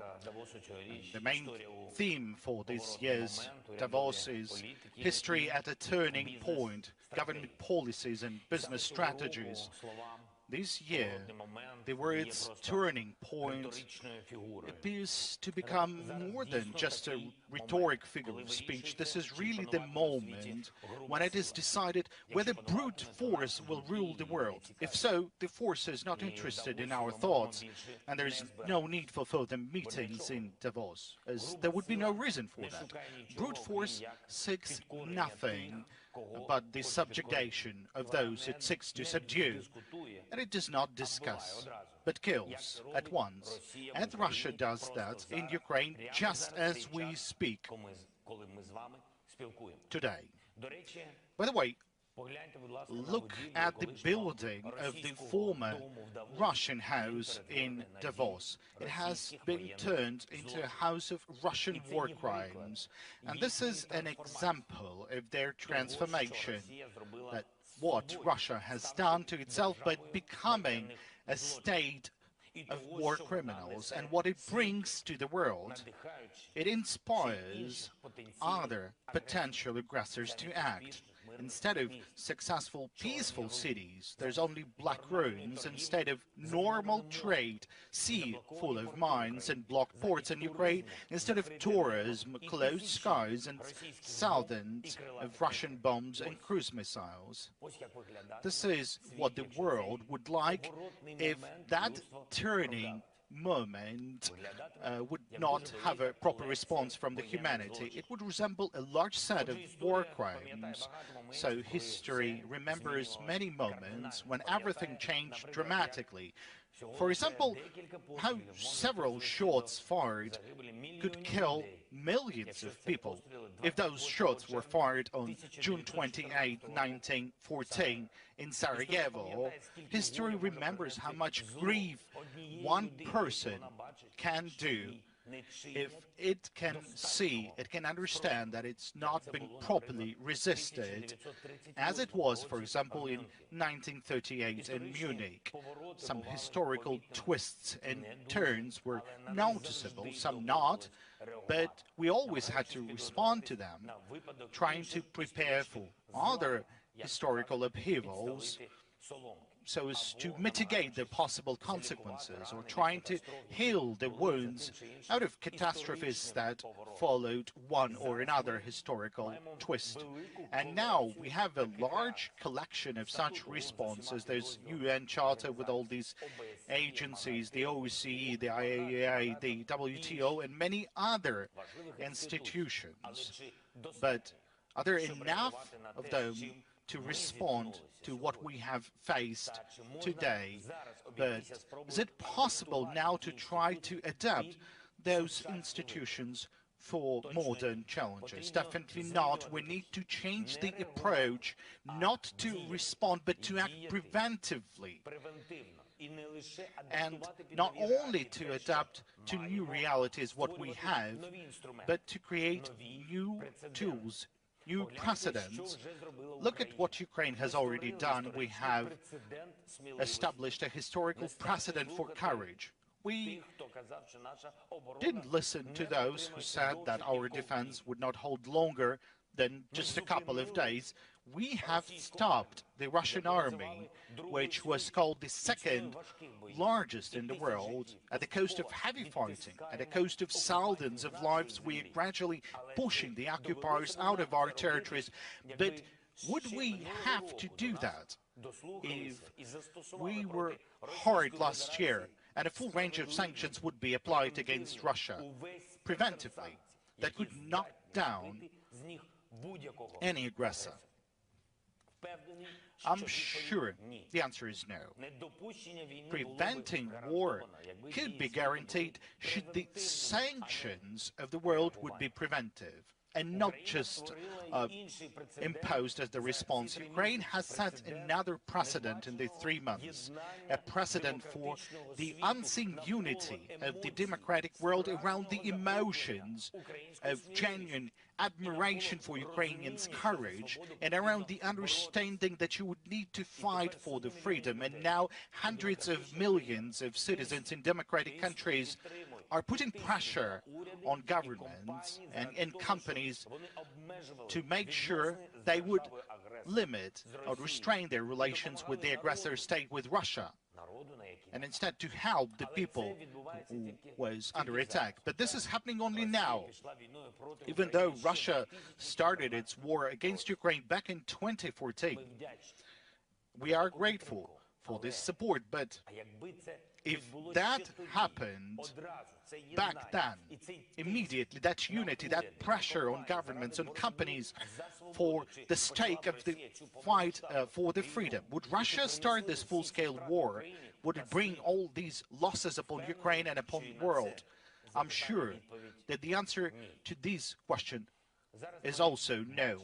Now we see that the world listens and believes Ukraine, but there's also a certain expectations of the world as to how the situation will be resolved, what tools will work, what new can we create to prevent such aggressions in future, and how do we stop the brute force that has challenged everything that we all cherish and value. That's what the turning point means. Ladies and gentlemen, don't expect for the fatal shots being fired. Don't expect for Russia using their special weapons, either chemical, biological, and even more so nuclear. Do not give the aggressor the impression that the world would not resist enough. Protect the freedom and regular peaceful order in the world with the maximum efforts possible. This is what the sanctions should be. There should be maximum, so that Russia and every other potential aggressor who wants to wage a brutal war against its neighbor would clearly know the immediate consequences for their actions. And I believe there's still no such sanctions against Russia. And there should be. There should be Russian oil embargo. All the Russian banks should be blocked. No exceptions. There should be an abandonment of the Russian IT sector. There should not be any trade with Russia. This should be a precedent for sanctions pressure that will work convincingly for the decades to come and would support the peace. It is necessary to set a precedent for the complete withdrawal of all foreign businesses from Russian market, so that your brands would not be associated with war crimes, so that your offices, bills and goods were not used by the war criminals in their bloody interests. Values must matter, particularly when a full-scale war begins and the global markets are becoming destabilized, because someone there is simply neglecting the values. In that case, everyone suffers losses. We offer every company that leaves the Russian market to continue operating in Ukraine. You'll have access not only to our market of 40 million consumers, but also to the common market of Europe. And your brands, your positions, they will only increase because you would truly support the protection of freedom. Our representatives here in Davos can inform all of you on the details of the prospects that Ukraine opens for your businesses. Ladies and gentlemen, we offer the world to set a precedent for rebuilding the country after the war, which will show everyone who dreams of destroying the life of a neighbor that the war is not working. I invite you to take part in this rebuilding. The amount of work is enormous. We have more than $500 billion in losses. Tens of thousands of facilities were destroyed. We need to rebuild entire cities and industries. And we offer a special, historically significant model of rebuilding when each of the partner countries or partner cities or even partner companies will have the opportunity to take patronage over a particular region of Ukraine. It could be a city or community or even an industry, Britain, Denmark, the European Union and other leading international entities have already chosen a specific area for patronage in rebuilding. And thanks to this model of relations, the post-war rebuilding could be fast, could be efficient, and could be of high quality. And this would not only allow to attract the best specialists, architects, engineers, builders, developers, managers, and others, but it will also be the largest in Europe since the World War II. It will become the largest opportunity for an economic way forward, and I hope that at the beginning of the international conference in Lugano that was mentioned by the President Cassis, it will be held in July this year, dedicated to the post-war reconstruction of Ukraine. All of our partner countries and most of the leading companies of the world will come up with their own packages of proposals. And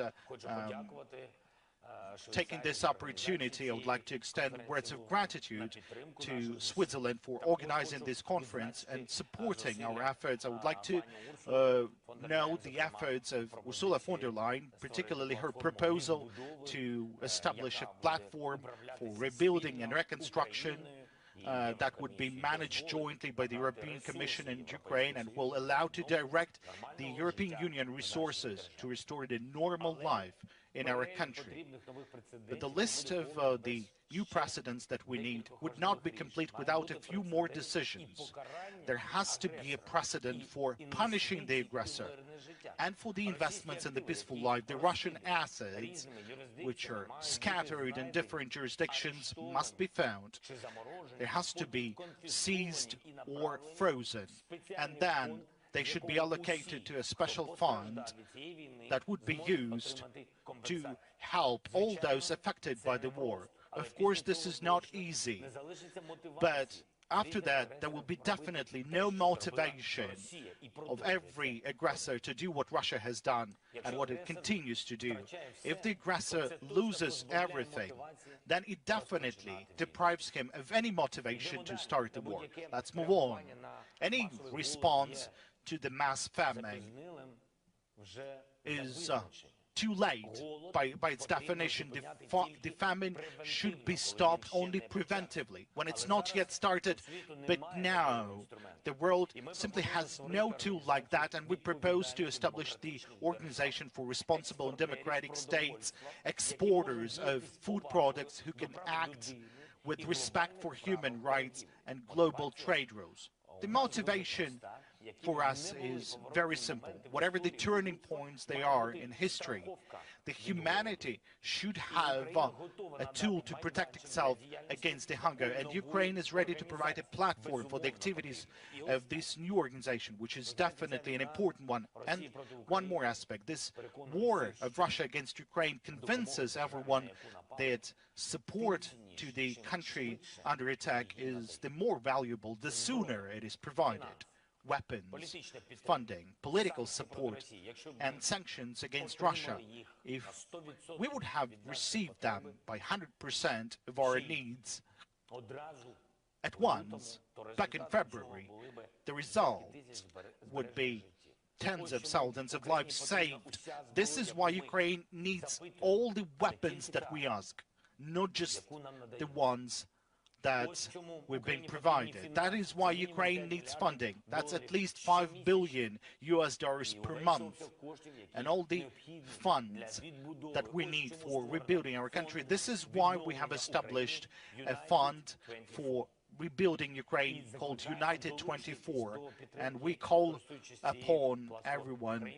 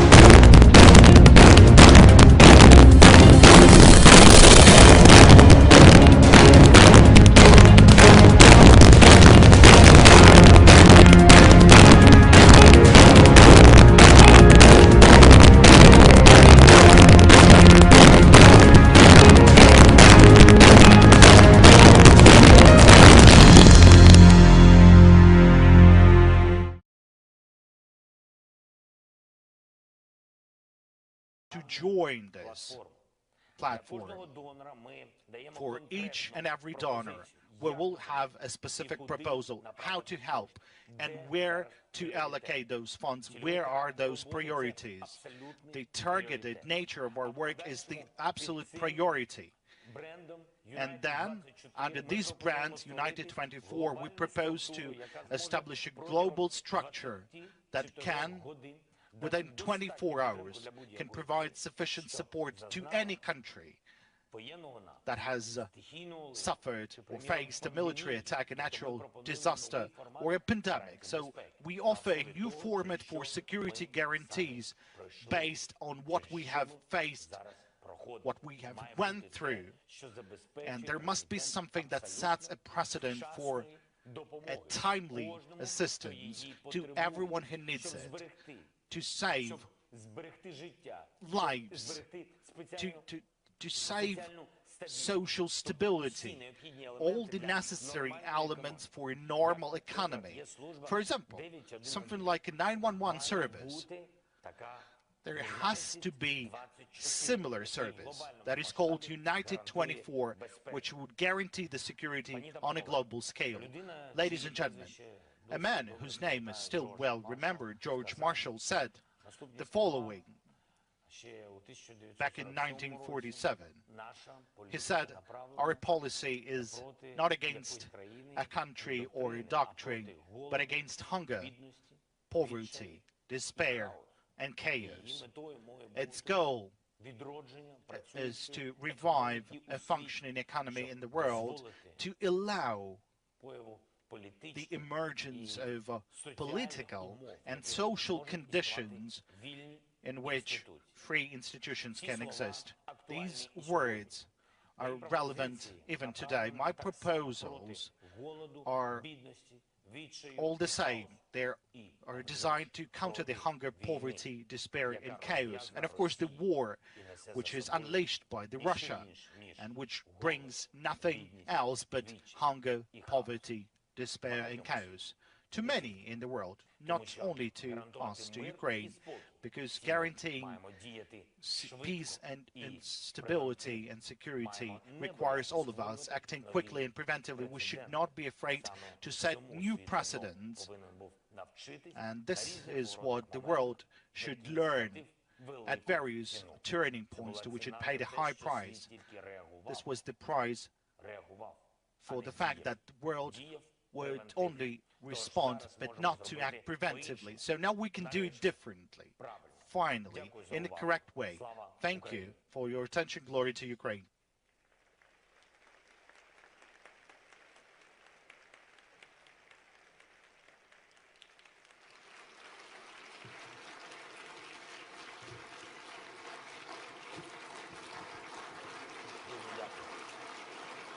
Thank you so much.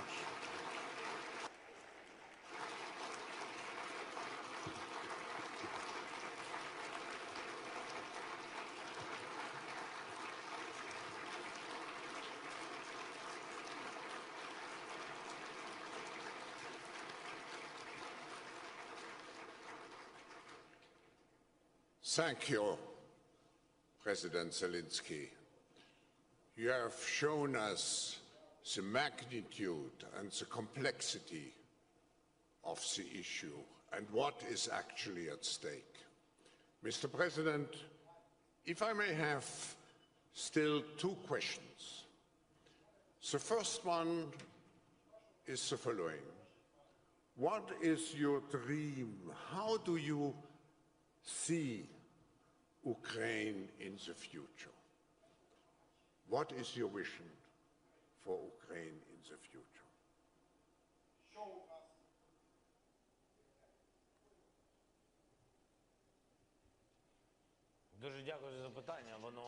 Thank you for this question.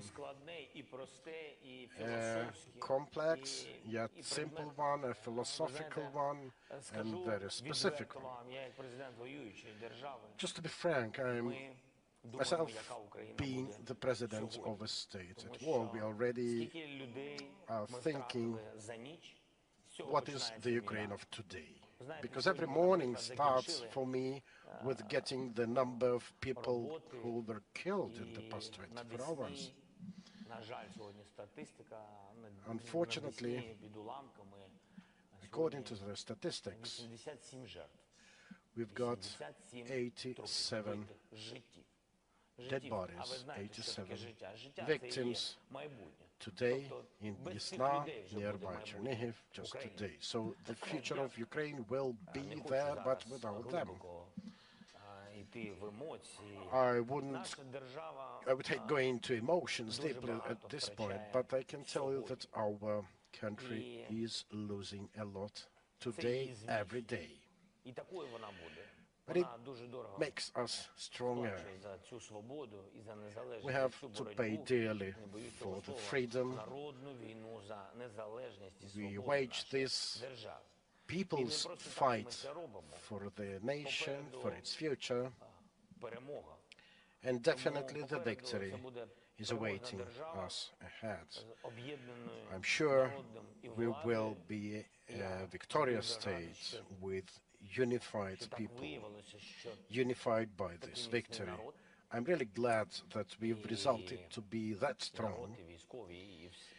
And I mean, the civilians, the military, we will be a strong nation with specific security priorities. As we do understand that with a neighbor like this, anything can happen anytime, and the war may repeat itself. We have to make it, in a way, we have to create such conditions that people or businesses would not be afraid to exist in this country, to thrive in this country. Just to take an example of Israel. Speaking just of territory, this is a smaller state. This is not about historical importance, just geographically. Ukraine is a bit bigger than that in Europe, and the task of defending our land is more complex. And the task is to create the most up-to-date defense system, to create the most modern multimodal defense and security system, to enter into cooperative defense agreements with the countries we respect and we have trust in, and hopefully these documents will be approved by the parliaments of our partner nations to see that any chance for the aggressor to try enter our country in the future will be short-lived. Again, the future of this country is about people and businesses, about development of digitalization. We are not going to dwell into corrupt deeds or oligarchic institutions. Nothing on that will remain in Ukraine. Actually, there is nothing like this already in Ukraine. And I think this modern, this safe nation, this nation which is appealing to them, to the rest of the world, this is my dream of Ukraine. Thank you.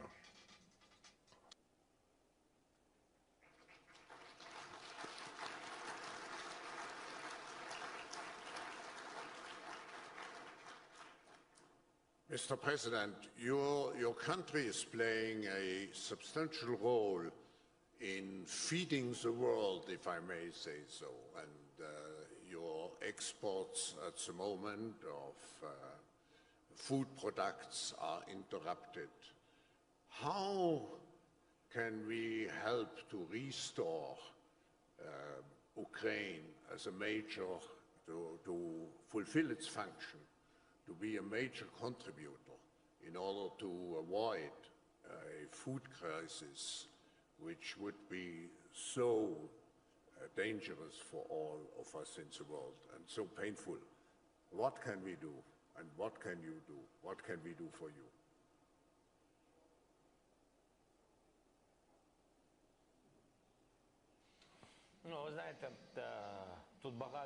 You know,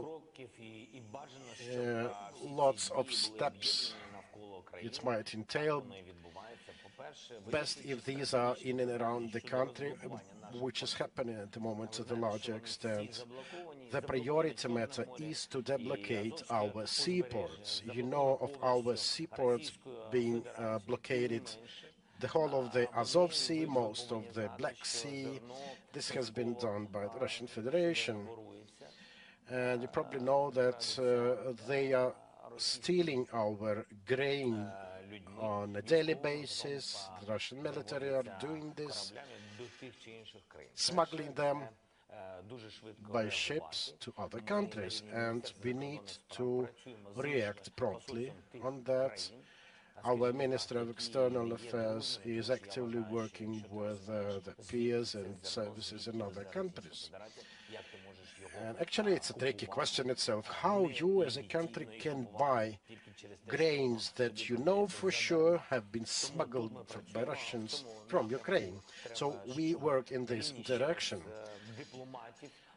along diplomatic channels, and other countries have been assisting us on that because we won't be able to fight these Russian Federation's actions all alone.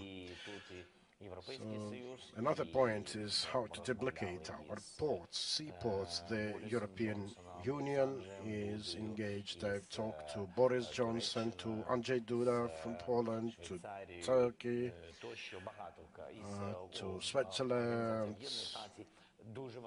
We talked to the United Nations, asking for substantial, real steps towards establishing a corridor which would allow exports of our wheat, sunflower, and other grains, because otherwise there will be a deficit, and you know it will happen everywhere, in Asia, in Africa, everywhere.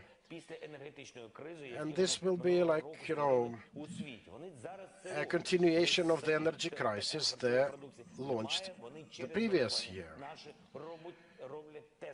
And with blockading our ports, they're doing just the same in the food realm. So we need to agree on a corridor, and Russia will not be able to stand against the leading countries of the world.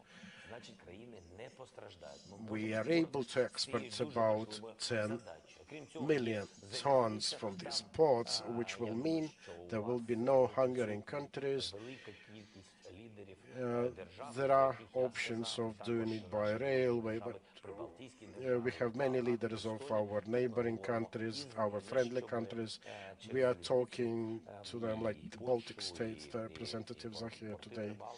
So we are talking how to use their facilities, their seaports on the Baltic to do it. So there is no single one-size-fits-all solution for that. Again, there can be no simple solution with a neighbor like Russia Federation. Well, there are also military solutions how to deblocate our country, our land, our waters, and we are going to do it parallel to other efforts. Again, we need assistance from around the world for that. Let us not forget, the war is going on. You may not perceive it as being quite distant, some 1,000 kilometers from you, but this is still an imminent and immediate aggression. And it can speed up if Ukraine fails. The blockade of seaports is one of those steps. They've ruined our refinery industry. Now we have problems with imports of fuel, petrol, diesel, so on.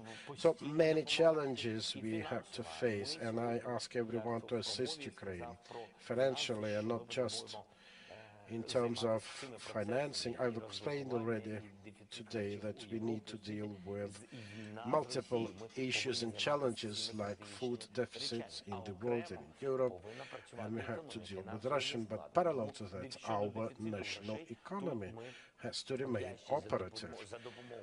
and financial assistance, and we are deeply grateful to international, particularly financial institutions, for their assistance, like the IMF. I'd like to particularly personally thank Kristalina Georgieva for her understanding. I would like to thank the United States of America for the support.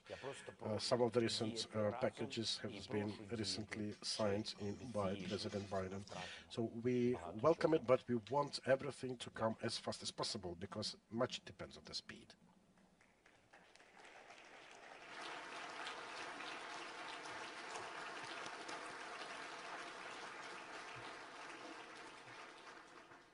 Mr. President, you have shown the situation in your country and how much our future depends on bringing a solution to the terrible fight you are engaged in against your will.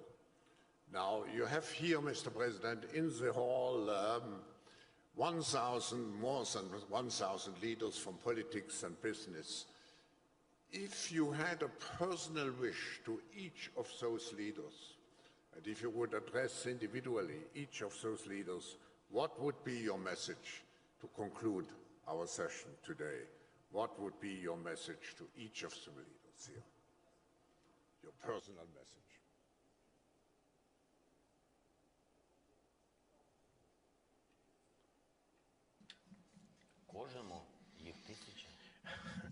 To each one, 1,000 of them, I'm not sure I would have enough time. I'm really short on time. So I would rather say that, you know, Ukraine is short on time. Now, I'm pretty much sure that no one has any idea how much time does Europe or the world has. And because of that, I wouldn't speak personally to anyone specific, particular, because I think the world has to be united by this threat, by this war unleashed by the Russian Federation. The world is united already now, and I am thankful to the world for this. I would only wish you not to lose this feel of unity. This creates this punch that the management of the Russian Federation fears the most. And, well, I do understand and know that each of you, esteemed world leaders, have your own range of priorities and issues, and each of you has a country to look after and think about. But I'm also thinking that we risk losing those values, the ones that we are fighting not to lose in Ukraine. I would wish that every one of you wakes up in the morning with this feeling in the head, like, what have I done for Ukraine today? Thank you.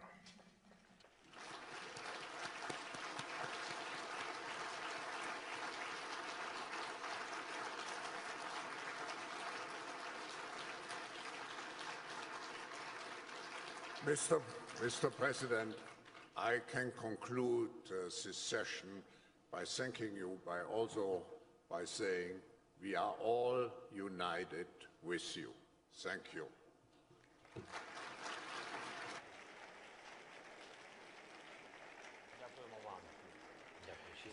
Thank you so much. Have a nice day.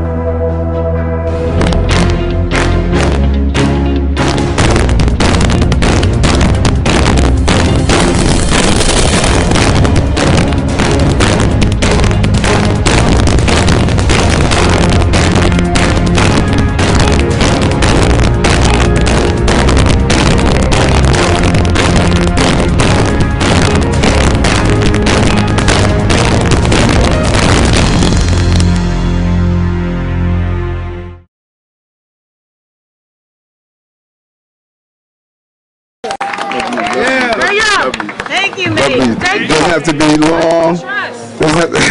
Trust to trust. Yes, Yeah, look at that T-shirt.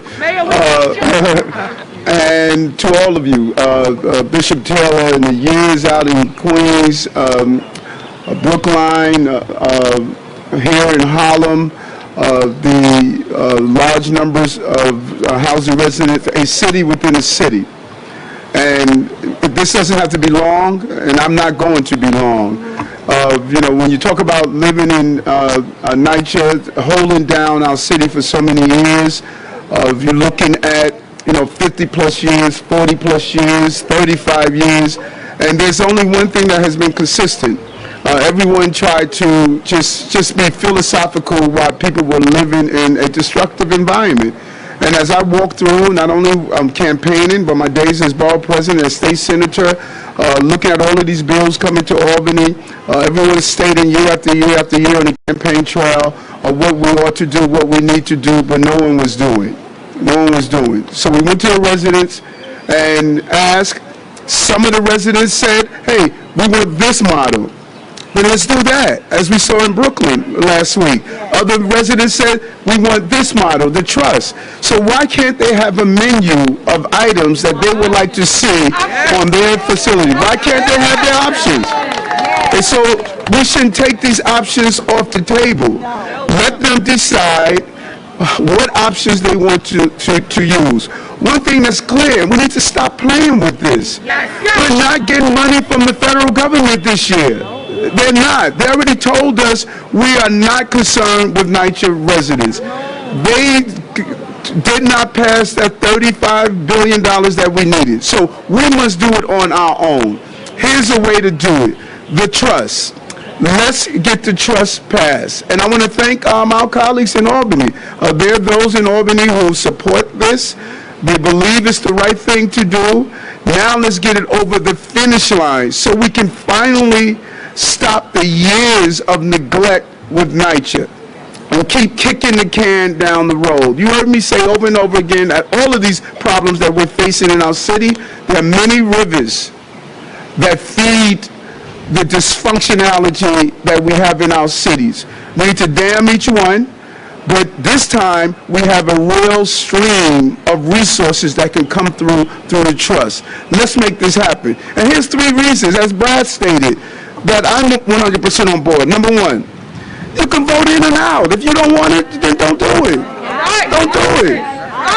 You know, there's nothing better than options. Number 2, participating in the vendor selection. You participate in the vendor selection. You know, far too often you have no say-so in these vendors who come in, do shoddy work, and then they're able to continue to go from one facility to the next facility. They have been eating off of the dysfunctionality of NYCHA. Now you participate. 3, serve on quality assurance committees to look at the repairs, to make sure the repairs that they are stating were done are actually done. Now, when you add that into what we're going to roll out, a real dashboard, my chief technology officer is putting together a real dashboard so they can see in real time what is happening. They should be signing off, tenants should be signing off on tickets. They should say, yes, I agree that the job was done. We're going to align the repairs so that you will have one person that will align if the carpenter, if the painter, if the plumber should come in. You shouldn't have to be home over and over again to get people coming in a disjointed system. This is so disjointed. And so, listen. All I can tell you is that I heard you. And I know we can do a better job. Because if you were living in a luxury condominium somewhere, you wouldn't have these conditions. And I'll never forget this one story. When I was a lieutenant in Brooklyn, the 88 precinct, we went into one of the houses, and I had a rookie officer that I was training. And we responded to a job in one of the facilities, and there was urine in the elevator. And the rookie cop said, you see this, lieutenants, you see this urine? These people don't deserve anything. This is what they do. And I said to him, listen, one person pissed in that elevator. One person. One person.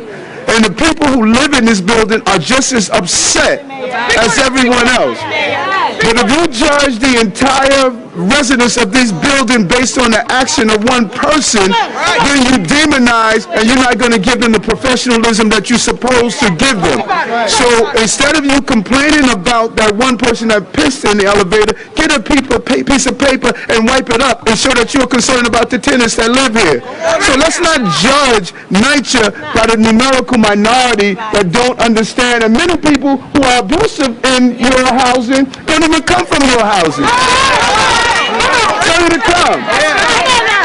So when the police respond and treat you like the person who urinated in the elevator, when the carpenter respond and treat you like the person that urinated in the elevator, when the painter respond and treat you as the person that lives in the elevator, when elected officials treat you like the people who pissed in the elevator, then you get a response from people who don't respect the overwhelming number of NYCHA residents, but they treat you like the person who did something that was inappropriate. As your mayor, I'm treating you as the people who have held down this city for years, and not like the person who did something wrong. That is where we are at right now. So, ignore all the noise. Ignore all the distractions. We've heard it all before. You have a mayor that has your back, and we're going to get this done. Let's get this done. GSD, get stuff done. Thank you.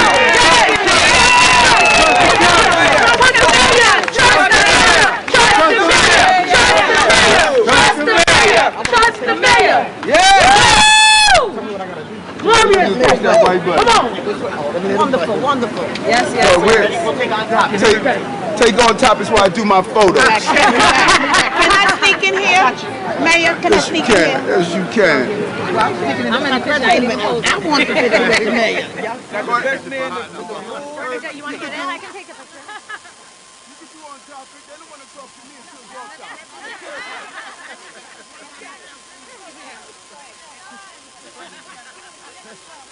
This is just me and the mayor. Got the best plan.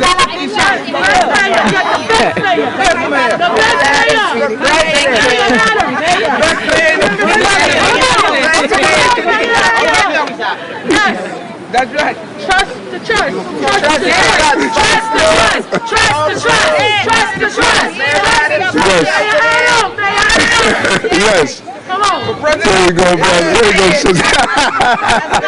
Don't sound bad.